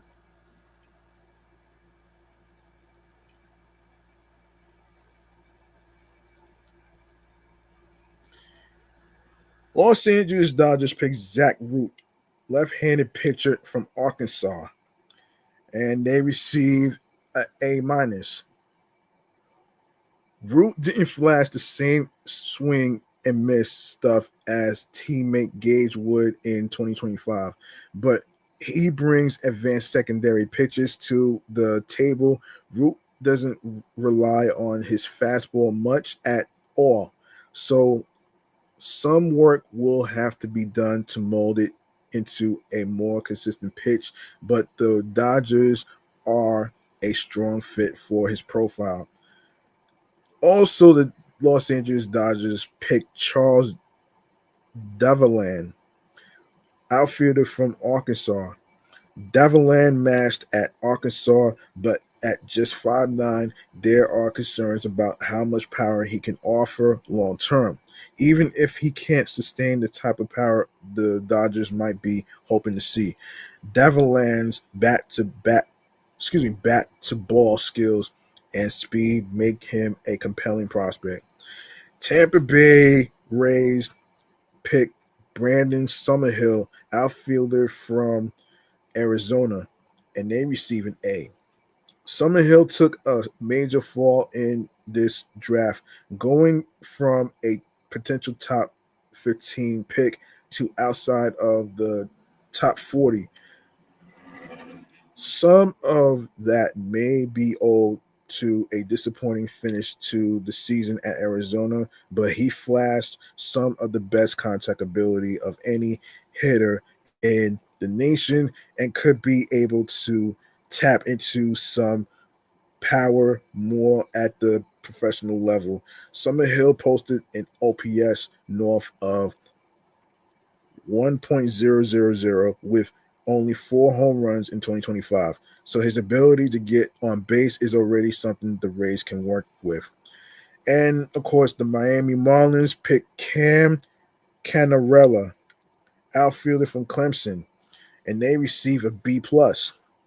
Like Summerhill, one pick before him, Cannarella's power was highly inconsistent at Clemson, but he found ways to make contact and get on base. The power might never come around, and a shoulder injury late in his Clemson career is something to consider as it relates to his arm in the outfield, but contact hitters of Cannarella's caliber are rare at this stage of the draft. All right, so there you go, right there. That was the recap of the MLB draft, and of course, y'all can take a look at Mitch Voigt's interview that he did. I think it's on either the New York Mets page or SNY's page. Um, I'm not too sure exactly, and and yeah, I like to talk about the David Wright documentary that I seen on Saturday. I'd like to talk about that actually. Um, yeah, so according to Yahoo Sports, it premiered. For those of you who may not know, it premiered on Thursday, July 17th at 6:30. I was able to watch it on. I was able to watch it on. I was able to watch it on SNY. So let me see. I gotta tell you, man. When I watched the documentary of David Wright called "The Right Way," I have to say, man, he's one of the most phenomenal players that I ever watched over the years. And despite the spinal stenosis injury to his back, listen, man, that wasn't gonna stop him from being the greatest player, especially caring for people and their well being. You know what I'm saying? You rarely find players like that though who actually do a little check in to see how they're doing with their well being, whether it's mentally, all that stuff, man. So let's see. So let's see. So let's see. So as you may know, in the documentary, as the Mets retire number 5 in honor of David Wright, the former Mets captain has his story told in SNY's documentary, "The Right the Right Way." Wright talks about his childhood, getting drafted by the Mets, the ups and downs of his career, and so much more. So if y'all didn't get a chance to check it out, I'm pretty sure they will have an encore of the documentary. I would have to take a look at it actually. I would have to take a look at it actually. So I would have to take a look at. I would have to take a look at it though. Um, I would have to take a look at it. So to be honest, yeah. And you know something? There are so many David Wright moments to name. It's very hard to name all of them. But I will say this though. I will say this though. Um, there are like maybe like what three David Wright moments that I could actually remember. I would have to say I would have to say I would have to say that the time that he made that bare hand, that was one of my favorites right there. And another play moment here that I actually remember is when he snagged the ball and ran to third base to get the runner out. And of course, not only he hit that game-winning walk-off that he hit against Mariano Rivera, and the ball went over Johnny Damon's head. And another favorite moment that I probably would remember is when he hit his first home run at Citi Field after it opened. So that's pretty much my favorite moments. And he did an interview with Steve Gelbs, by the way. You can also take a look. You can also take a look at the interview that he did with Steve Gelbs. Yeah, you can take a look at that. Let me see. So let's take a look here.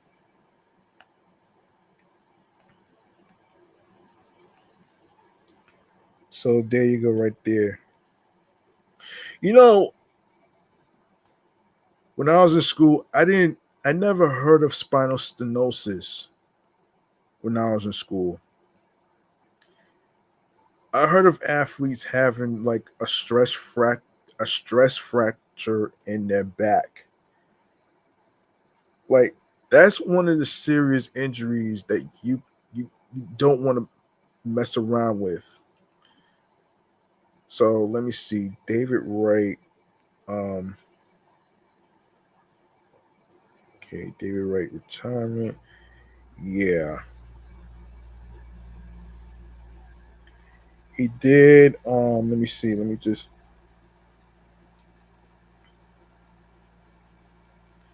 Yeah. So let me see. Sports Kita. Okay. So former New York Mets third baseman David Wright was immortalized at Citi Field on Saturday, which was yesterday, as he was inducted into the Mets Hall of Fame, and his number 5 jersey was retired. Wright made his MLB debut with the Mets in July 2004 against the Montreal Expos and played for the team for more than a decade. Although the latter stages of his career were marred by injuries, the former infielder remained a fan favorite during his career. The 7-time All-Star delivered a heartfelt speech at Citi Field ahead of the Mets game against the Cincinnati Reds on Saturday.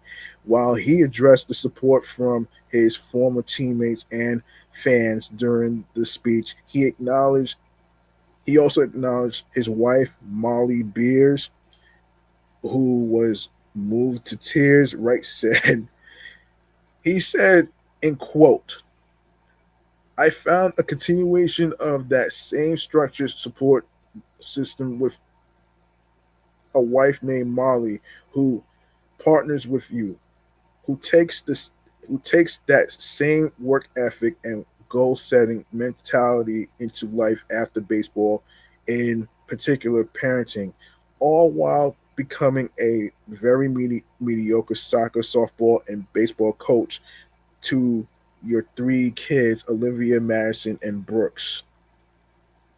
After reportedly dating for years, Wright and Molly announced their engagement in January 2013. Later in December, the duo tied the knot in California. They share 2 daughters and a son. So David Wright admits he gave it all despite World Series heartbreak. Despite being one of the most productive Mets players during his tenure, David Wright failed in his quest to bring the World Series to Queens. He helped the team to the 2015 World Series, but lost to the Kansas City Royals in 5 games. And he said, in quote, I never accomplished my goal of bringing a World Series back to Queens," Wright told the crowd. "But I promise you, I gave it everything I had and wanted it just as badly as you did." And I think this fan base recognized that and was willing to genuinely have my back and support me unconditionally through the good and the bad. And for that, I will always be thankful. And of course, David Wright's number 5 joined um, number number 41, Tom Seaver, Number 31, Mike Piazza. Number 36, Jerry Kuzman. Number 17, Keith Hernandez. Number 24, Willie Mays. Number 16, Doc Gooden, a.k.a. Dwight Gooden. And number 18, Darryl Strawberry, as the other players retired at the ballpark. All right. Let me see. Let me see what else. He also did an interview with Steve Gelps. Let me see. Let me look it up. Interview with um, Steve Gelps, SNY. Okay. Let me see. Let me see this. So let me see.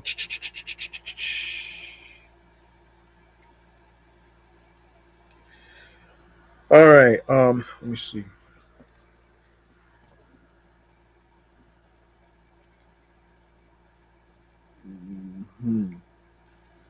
Let me see.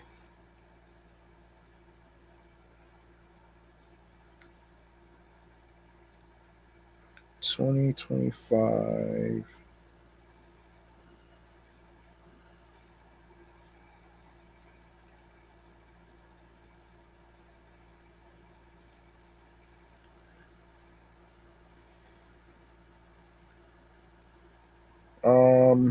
Okay.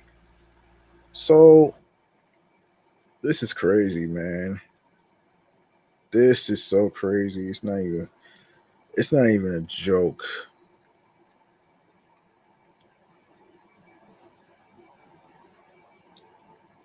Um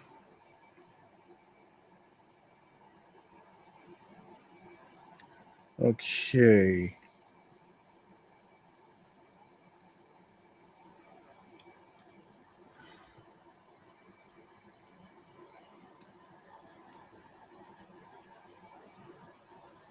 Let me see. Trying to. Oh, by the way, I forgot to mention in the David Wright documentary, The Right Way, musician and voice actor of the Simpsons characters. His name is Hank Azaria. I'm pretty sure you may have seen him before. He also been to City Field. You also may have seen him in the booth with Gary, Keith, and Ronnie Darling. So I'm pretty yeah, I'm pretty sure this is crazy though, man. This is this is an amazing this is amazing, man. You know what I'm saying? And everybody's very happy about his retirement. And I have to say, man, but he did do an interview with Steve Gelps. Um, I I'm trying to find. You know what? Y'all would have to look at the interview on I think it's New York Mets YouTube channel page. You would have to look it up. I believe it's New York Mets YouTube channel page, but um let me see. Shit. Okay. He also did an interview with the three commentators um which took place on yesterday. So which was Saturday. So yeah, and as he was in the booth with Gary, Keith, and Ronnie, um he talked about some stuff, man. he talked about some he talked about some stuff though, man, that was really interesting actually. And of course he talked about one in the memory that sticks out of his mind, Hernandez told Darling and play-by-play man Gary Cohen, "We were in Chicago. I was working the game at Wrigley Field. Took the last bus to the ballpark. There was around maybe 8 players that were on the last bus. You walk into Wrigley Field, you walk through where the guard is, and you have to go up the stairs to the clubhouse. So as we're ready to make that left hand turn, all the players, here comes David in full uniform, sweating, and he looked at the 9 players and said, you snooze, you lose." Darling showed admiration for Wright's willingness to be upfront with the broadcast crew.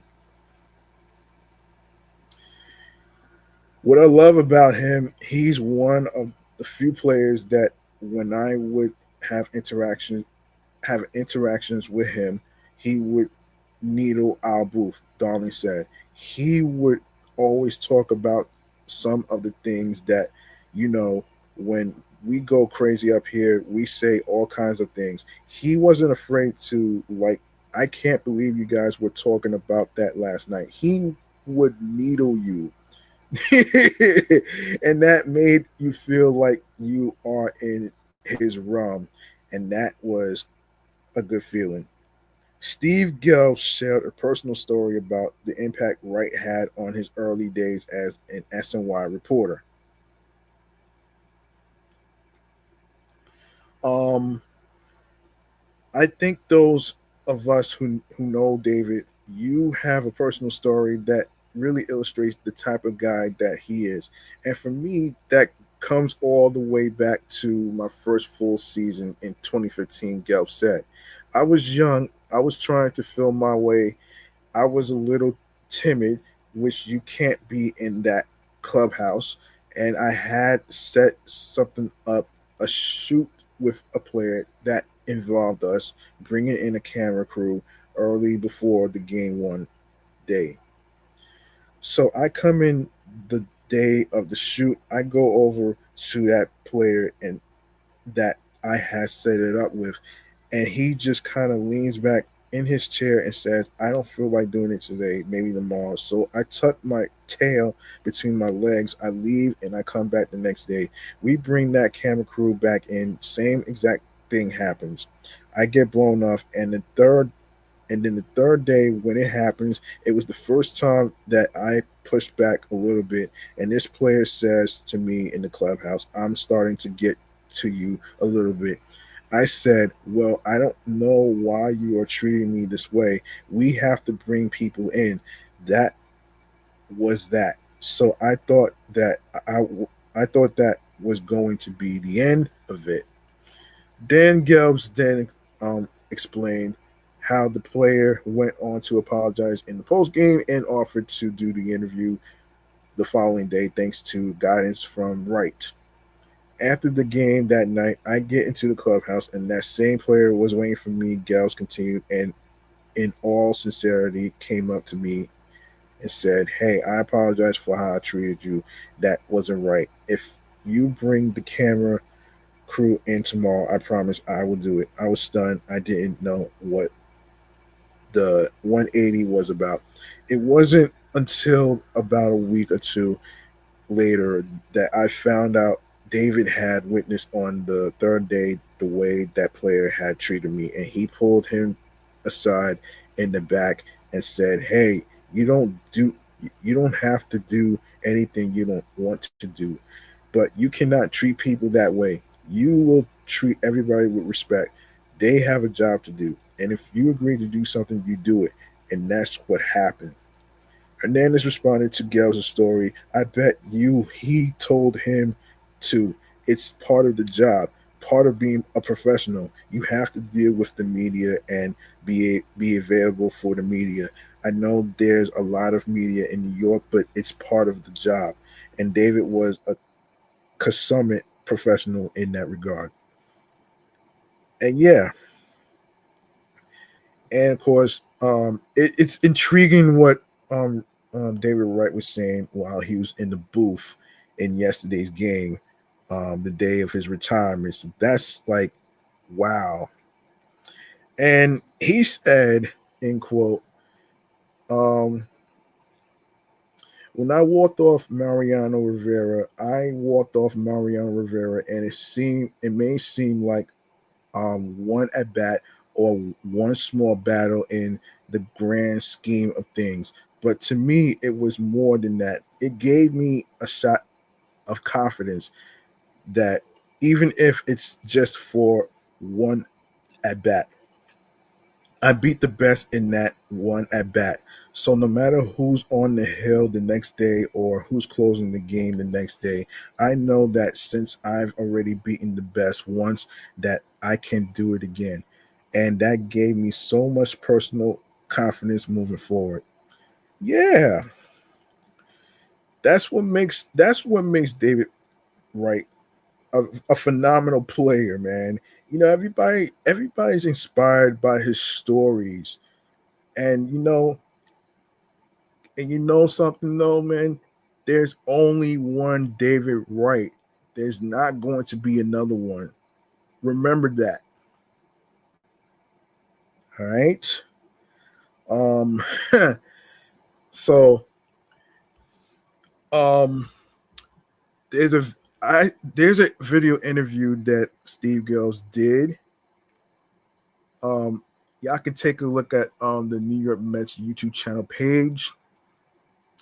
And also y'all can take a look at Mitch Voigt's interview on on New York Mets YouTube channel page or SNY, whichever has the interviews whatsoever. Please take a look. All right.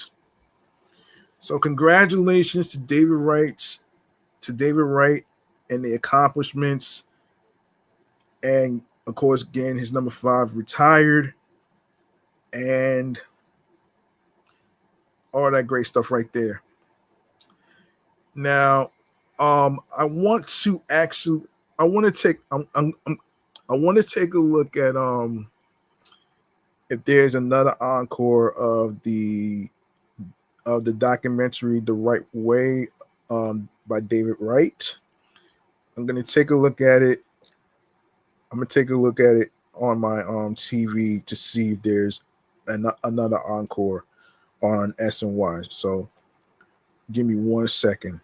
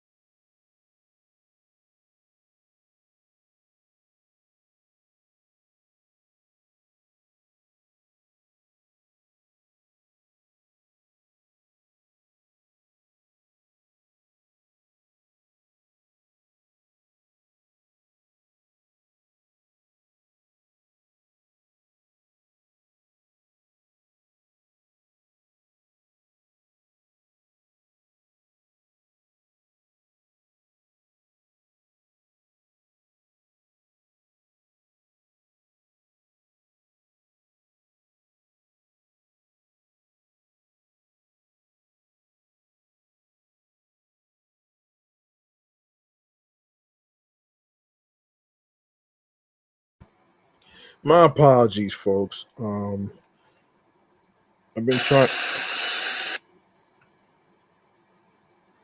My apologies, folks. I was trying to look for something actually in regards to the documentary, and for some reason, I wasn't able to find it on my TV. But um, but check your local listings on your TV on SNY for another encore for the Right Way documentary by David Wright. So I do apologize for taking that long. Um, all right, let's move on to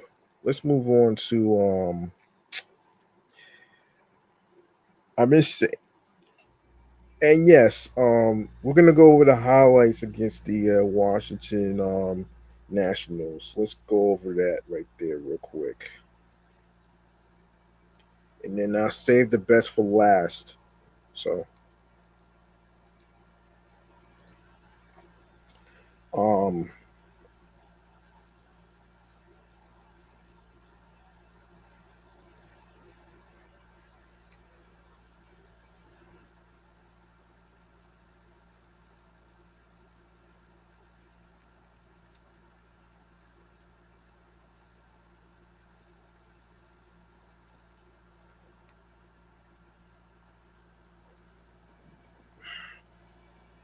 okay,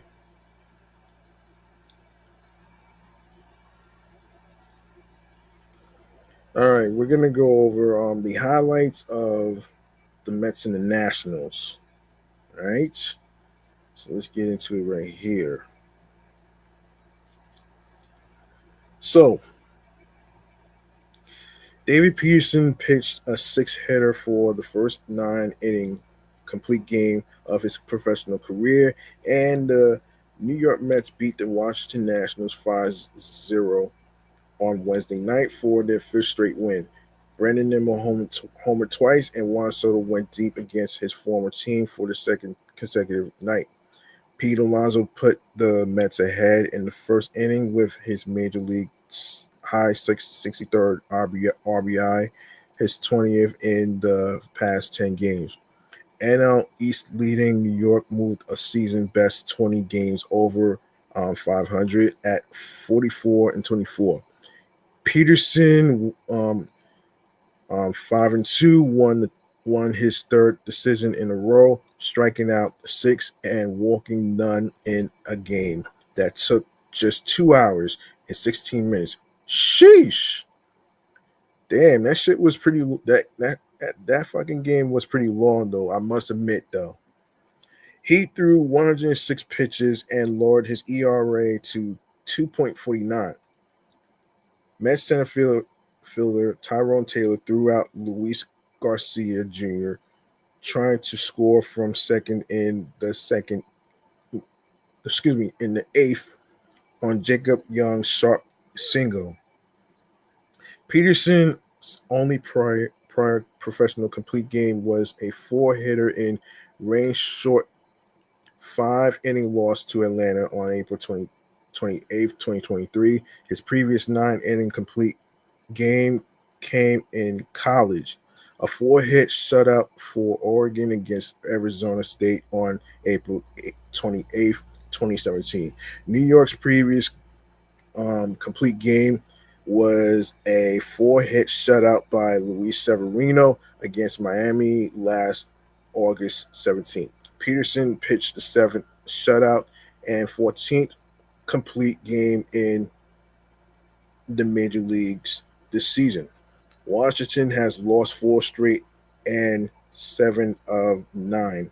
Soto, who played for the Nationals from 2018 until he was traded to San Diego in August 2022, followed Francisco Lindor's double off Jake Irvin with his 13th homer, a two-run drive on a hanging curve in the third. Nimmo homered in the fifth off Irving and in the seventh against Jackson Rutledge for his eighth career multi-homer game. Irvin allowed 4 runs, 5 hits, and 3 walks in 5 innings. He has a 10.29 ERA in the first inning this year and has given up 13 homers in 13 starts. Key moment: Soto's drive over the right field fence was caught on the fly by a young fan wearing a baseball glove. Key stat: Alonso tied for the most RBI by a Met player in a 10-game span during a single. He matched Mike Piazza 1999 and 2000, Uranus Cespedes 2016, and Lindor 2022. And of course, so there you go.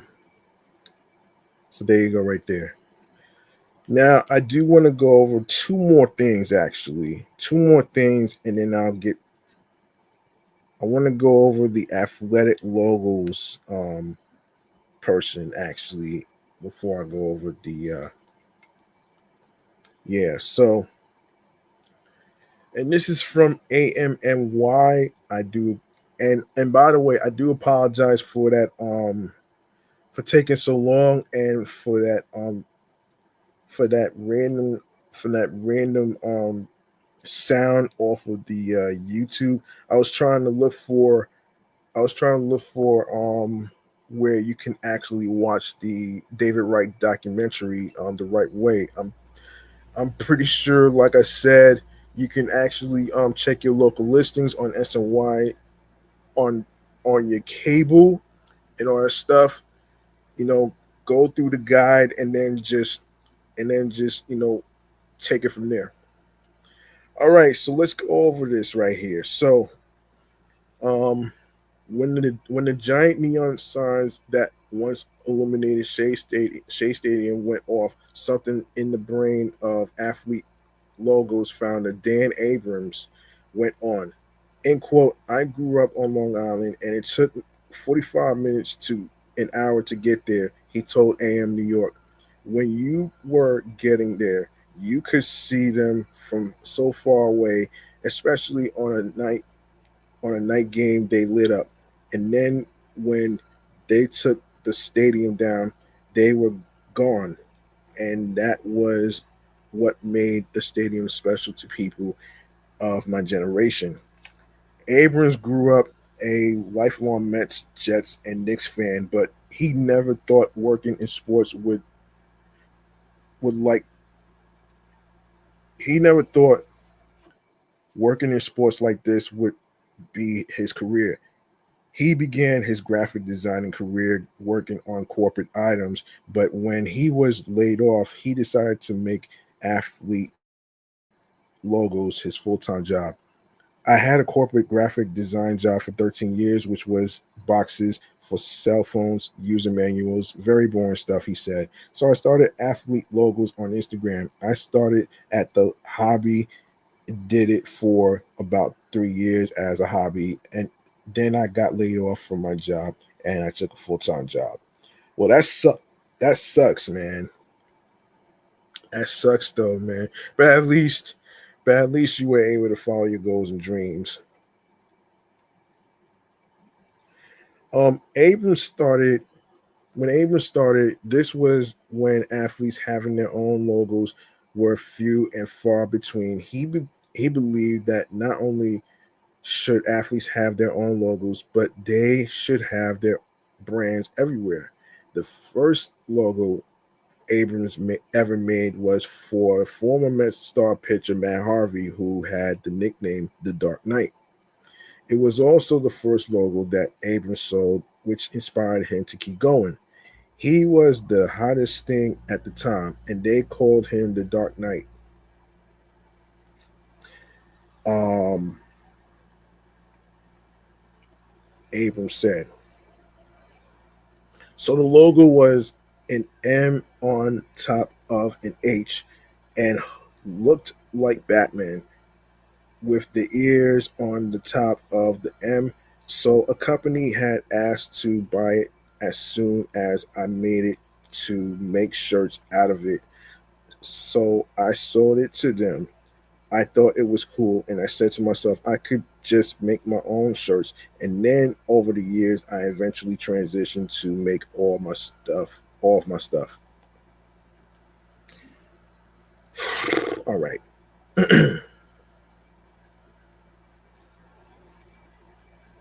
Make all my stuff. Um. Okay.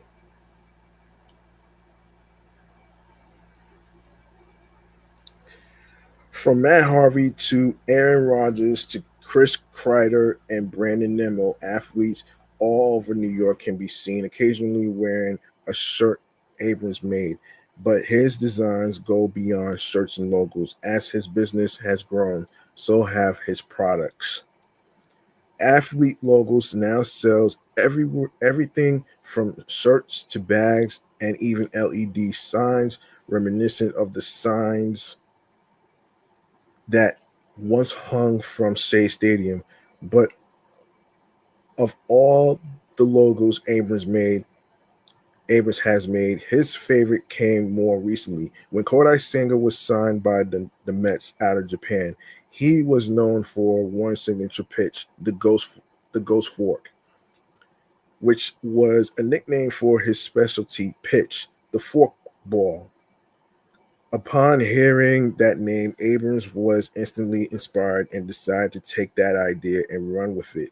The Ghost Fork, which I made before Senga even came here, Abrams began.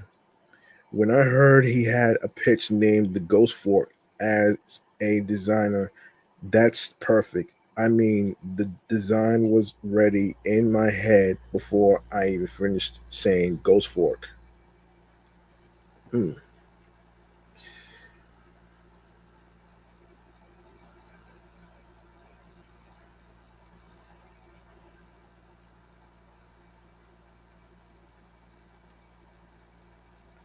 That design seemed to catch the eye of Singer himself, as photos of Singer sporting a hat with the logo on it were quick to emerge. In the future, Abrams hopes to expand his reach beyond New York athletes. He's not just aiming for America. He hopes one day to be globally recognized for his work. End quote. I would say I'd like to be known a little more nationally and eventually globally as opposed to locally, Abrams said. I'm working on it. It takes time. And right now, it's a very, very saturated market. There are a ton of designers and a ton of t shirt companies everywhere on social media. You get spammed with shirts all the time. So it's hard to stand out, but I have ways to do it and I have a niche. So hopefully I'll be known across the whole country soon and then eventually the whole world. With the continued growth of his work to his shirts that are being seen at almost every game, every Mets game, be no surprise if Abrams' work soon lights up the entire sports world. This is a cool story right there, man. And congratulations. Congratulations to the owner.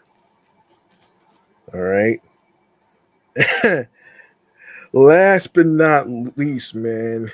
Last but not least, man. I want to actually get into this so let me just set the stage here though. Not really, but let me set the stage here. So according to USA Today, so here's what's happening. All eyes were on Mr. Met's not so gracious fall at Citi Field in New York during the Lumineers concert last week, and and now the viral moment can be relived from a new angle.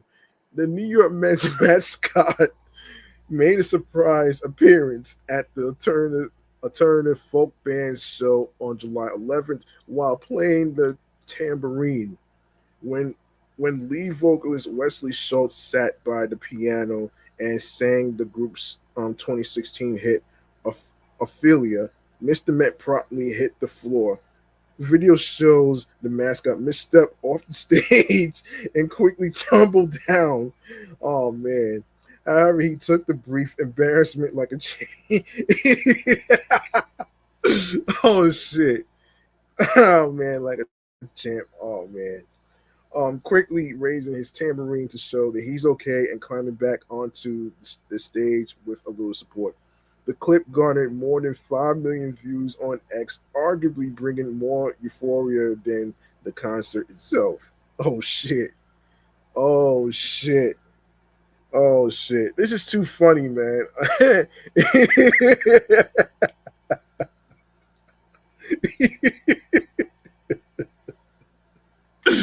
Yo, he wipes out off the stage. That's crazy, man.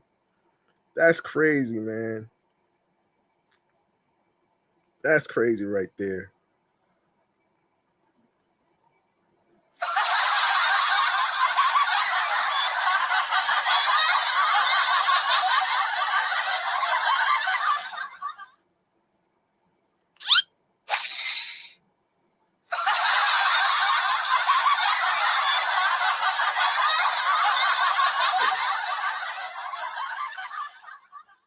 Yeah. Yeah. Oh man, that's funny, man. Um man.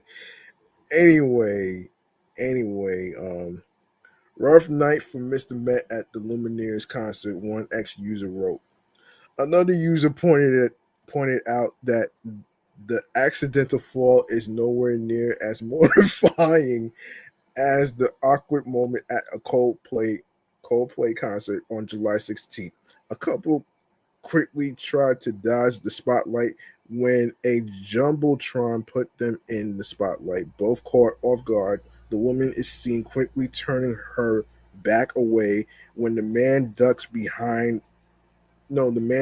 out of view faster than Mr. Met after a wrong step. Oh man. Mr. Met is just somewhere thanking God he's had the second most embarrassing concert moment of the week now, a user wrote. Oh man.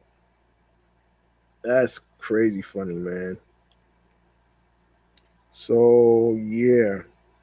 Mr. Met is one of the official mascots of MLB's New York Mets. The mysterious baseball head figure initially appeared in cartoons printed on the team's publications before becoming a mascot at Shea Stadium in Queens, New York in 1964, according to the MLB. He's not alone as he met his soulmate and co-mascot Lady Met that same decade. The pair married in the mid 1970s and have harmonious lived as MLB royalty ever since.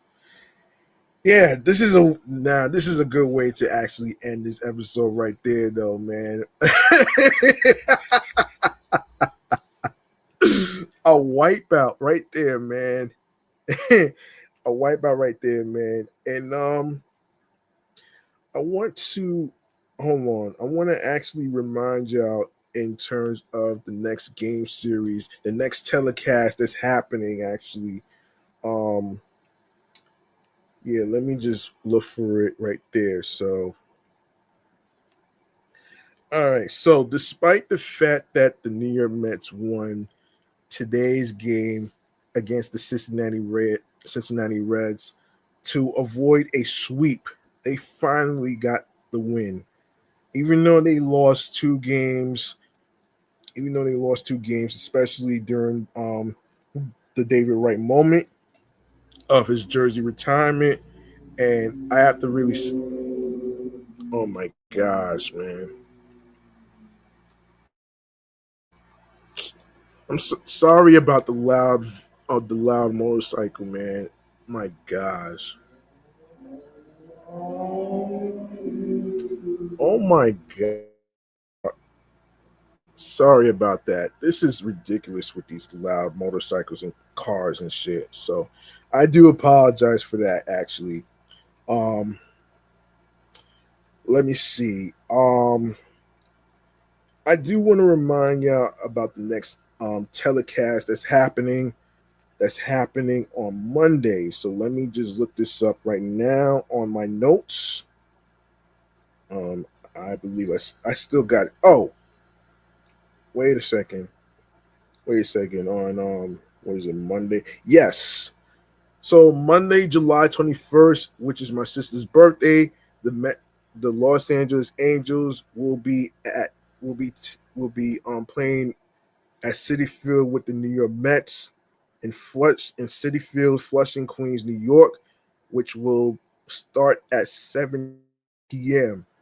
Following Tuesday at 7:10 p.m. That's Tuesday, July 22nd. Wednesday, July 23rd. Um, the Mets will be at Citi Field playing against the Los Angeles Angels. And Friday, July 25th, they will be on the road around they will be on the road going and playing against the San Francisco Giants. I believe the game starts at 10:15 or 9, something like that. I'm not too sure. I do have it at 10:15 p.m. Saturday, July 26th, um, against the San Francisco Giants at 9:05 p.m. And of course at Sunday, July 27th, New York Mets versus San Francisco Giants at 9:05 p.m. Let me find out for you folks out there on what which particular which particular which particular channel is going to be. So let's see. Let me see.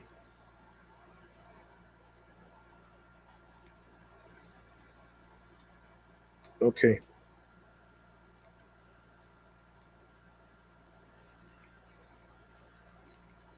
I'm gonna want to take a look actually. Let me see. July 27th. Let me just look for it. Let me just look for it though.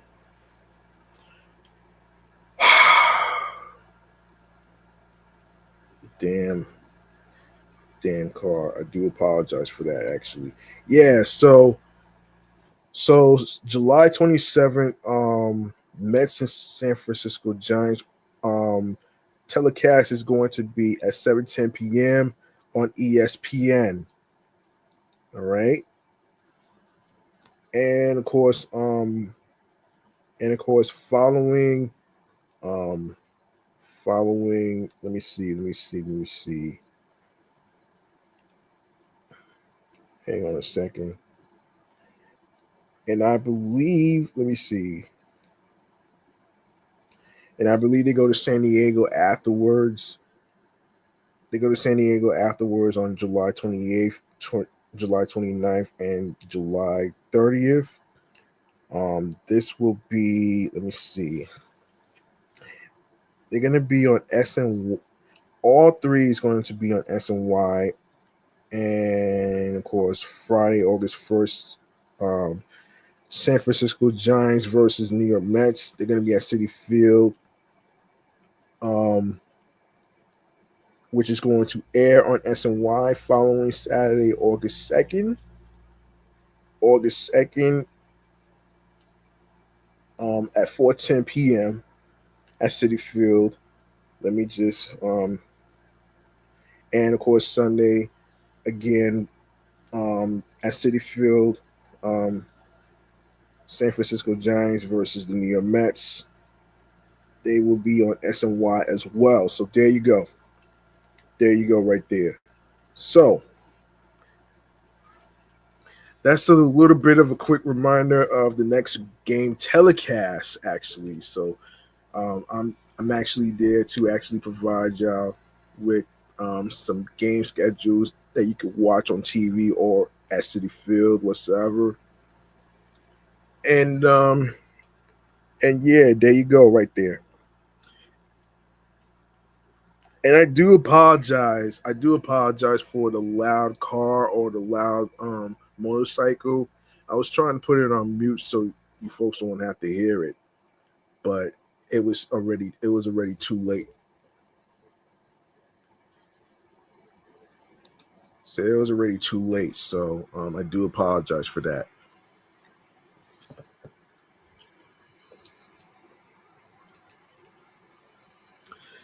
All right. I'm gonna wrap this up right here. In a bow. So let me just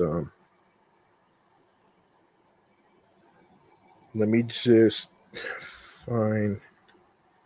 Okay.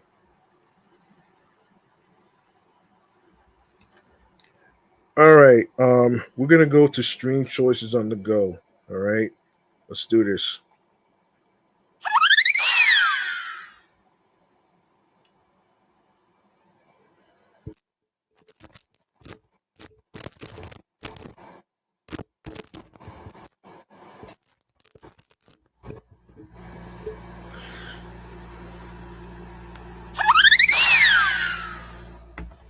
All right. My apologies about that. Yeah, make sure you follow the Sports Edition show, Excellent Fun Vibrant Talks podcast on Blue Sky Social, along with Facebook, Threads, and of course Instagram. All right. You can also follow my other podcast shows that I do, which is my entertainment review show, Meticulous Vibe Juice podcast, and of course my comedy Off the Meat Rat Change New York Avenue podcast. I just dropped episode 404 and 405, and the other episodes that I dropped previously. Make sure y'all check that out. And you can also follow your host with the most, G Money Stacks 555 in Queens, New York, on Threads and on Instagram. Now, if you go to the link in bio where it says Linktree slash G Money, no, Linktree slash Excellent Fun Vibrant Talks pod. All right, I'm gonna go over some streaming platforms where you can listen to while you are in your cars, going to work, on your way to work, or on your way to school, classes, on your way to other destinations. So yeah, there you go. All right. So starting with Audible, Odyssey, Amazon Music, Apple Podcasts. Make sure you rate 5 stars and leave a review on Apple Podcasts. It's very important. It's very important to actually do that. It'll really encourage me to actually be better in creating more content episodes for you folks at home that's listening, all that great stuff.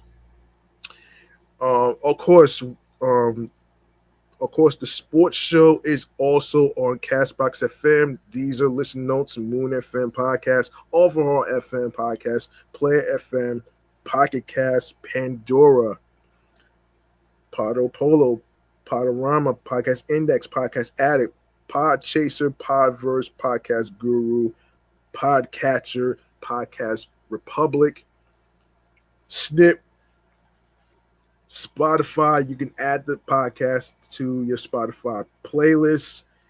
You can also listen on Spotify for creators. And you can also comment on there too. And of course, we're on TuneIn Radio, Fountain, Good Pods, iHeartRadio, the #1 app where you can listen to your favorite music artists, such as rappers, singers, R&B, hip hop artists, and whatever music genre you listen to on radio stations. And of course, you can listen to the episodes and podcast show for free. You don't need a credit card or debit card to download iHeartRadio. All you need to do is follow and subscribe to the podcast on iHeartRadio and other streaming platforms that I just mentioned. And of course, do the same on YouTube. Make sure you subscribe to the sports YouTube channel page of excellent, fun, vibrant talks podcast. Leave a like and a comment along with the sports topics. Tell me how you feel about the sports topics in this episode, including the retirement of David Wright's number 5 jersey, and of course, tell me how you feel about the documentary The Right Way, and of course, what are some of your David Wright favorite moments from the years of him playing with the New York Mets? And of course, be sure to also spread the word by sharing the podcast with your husbands, your wives, your boyfriends, girlfriends, the people you're cool with from work. Add the podcast to your Spotify playlist. Enable alerts so you could be notified on video uploads. You could be notified on when I'll be on the air via live stream, creating more content, video, podcast episode live streams. Of course, new episodes are on Wednesdays, Thursdays, and Saturdays on every streaming platform that I just mentioned, including YouTube. And of course, make sure you subscribe to my other YouTube channel pages, Meticulous Vibe Juice Podcast, and my primary YouTube channel page, G Money Stacks 555. And of course, you can listen to the episodes in your cars, on your way to work, on your way to classes, on your way to other destinations, and on your way back home. And and and of course, whenever you get to listen, stream, and watch your podcast. All right. That's gonna do it for me, man. I am your man, G Money Stacks, aka the Gregonator.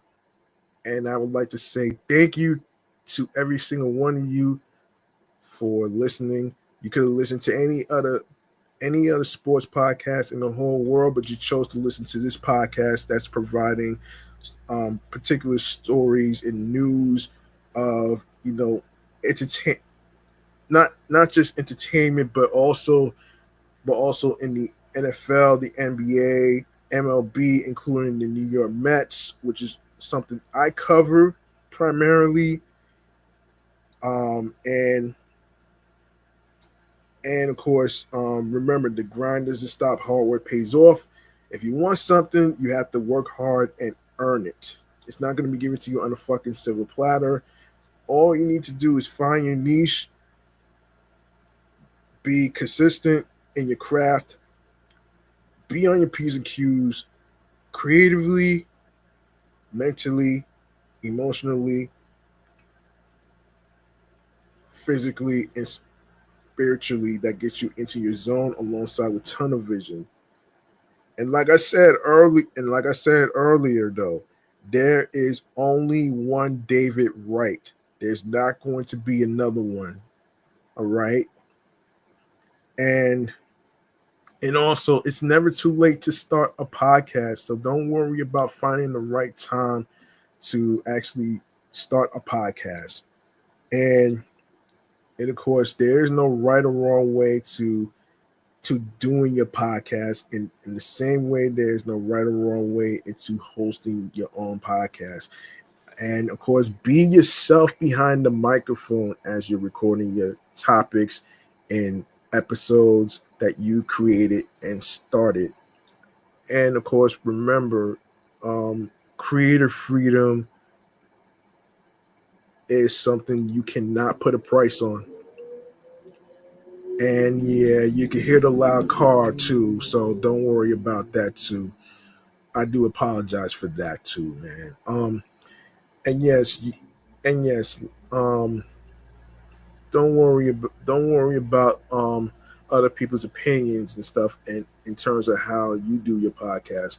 You just set up a schedule of what time you're going to be recording and all that great stuff right there. You just have to find a way to balance your work life versus your life. So there you go. So there you go right there. And of course, today's episode is titled, you know, I was, yeah, know the difference between, I'm going to add the word know to the episode title. Know the difference between a star and a superstar. All right. I'm gonna get out. I'm gonna get out of here. Get out of the way. I hope y'all enjoy the retirement of David Wright's jersey. I hope y'all enjoyed the right way of David Wright's documentary on SNY, and of course I'll be back on the flip side. I may cover some trade deadline rumors. I may cover a return of Francisco Alvarez. So stay tuned for that. And I'll see y'all. I'll see y'all next time. I'll see y'all next time on the flip side. And please be careful out there. Stay safe. Stay liquid. Stay hydrated. There's going to be another heat wave that's happening sometime in the coming week between Friday, Saturday, and Sunday. And of course, I'd like to give a birthday early shout out to my sister Mimi. If you listening to this, I want to give you a birthday early shout out of a happy birthday. Happy birthday, Mimi. Peace and one love. Let's go, Mets. Good night, everybody.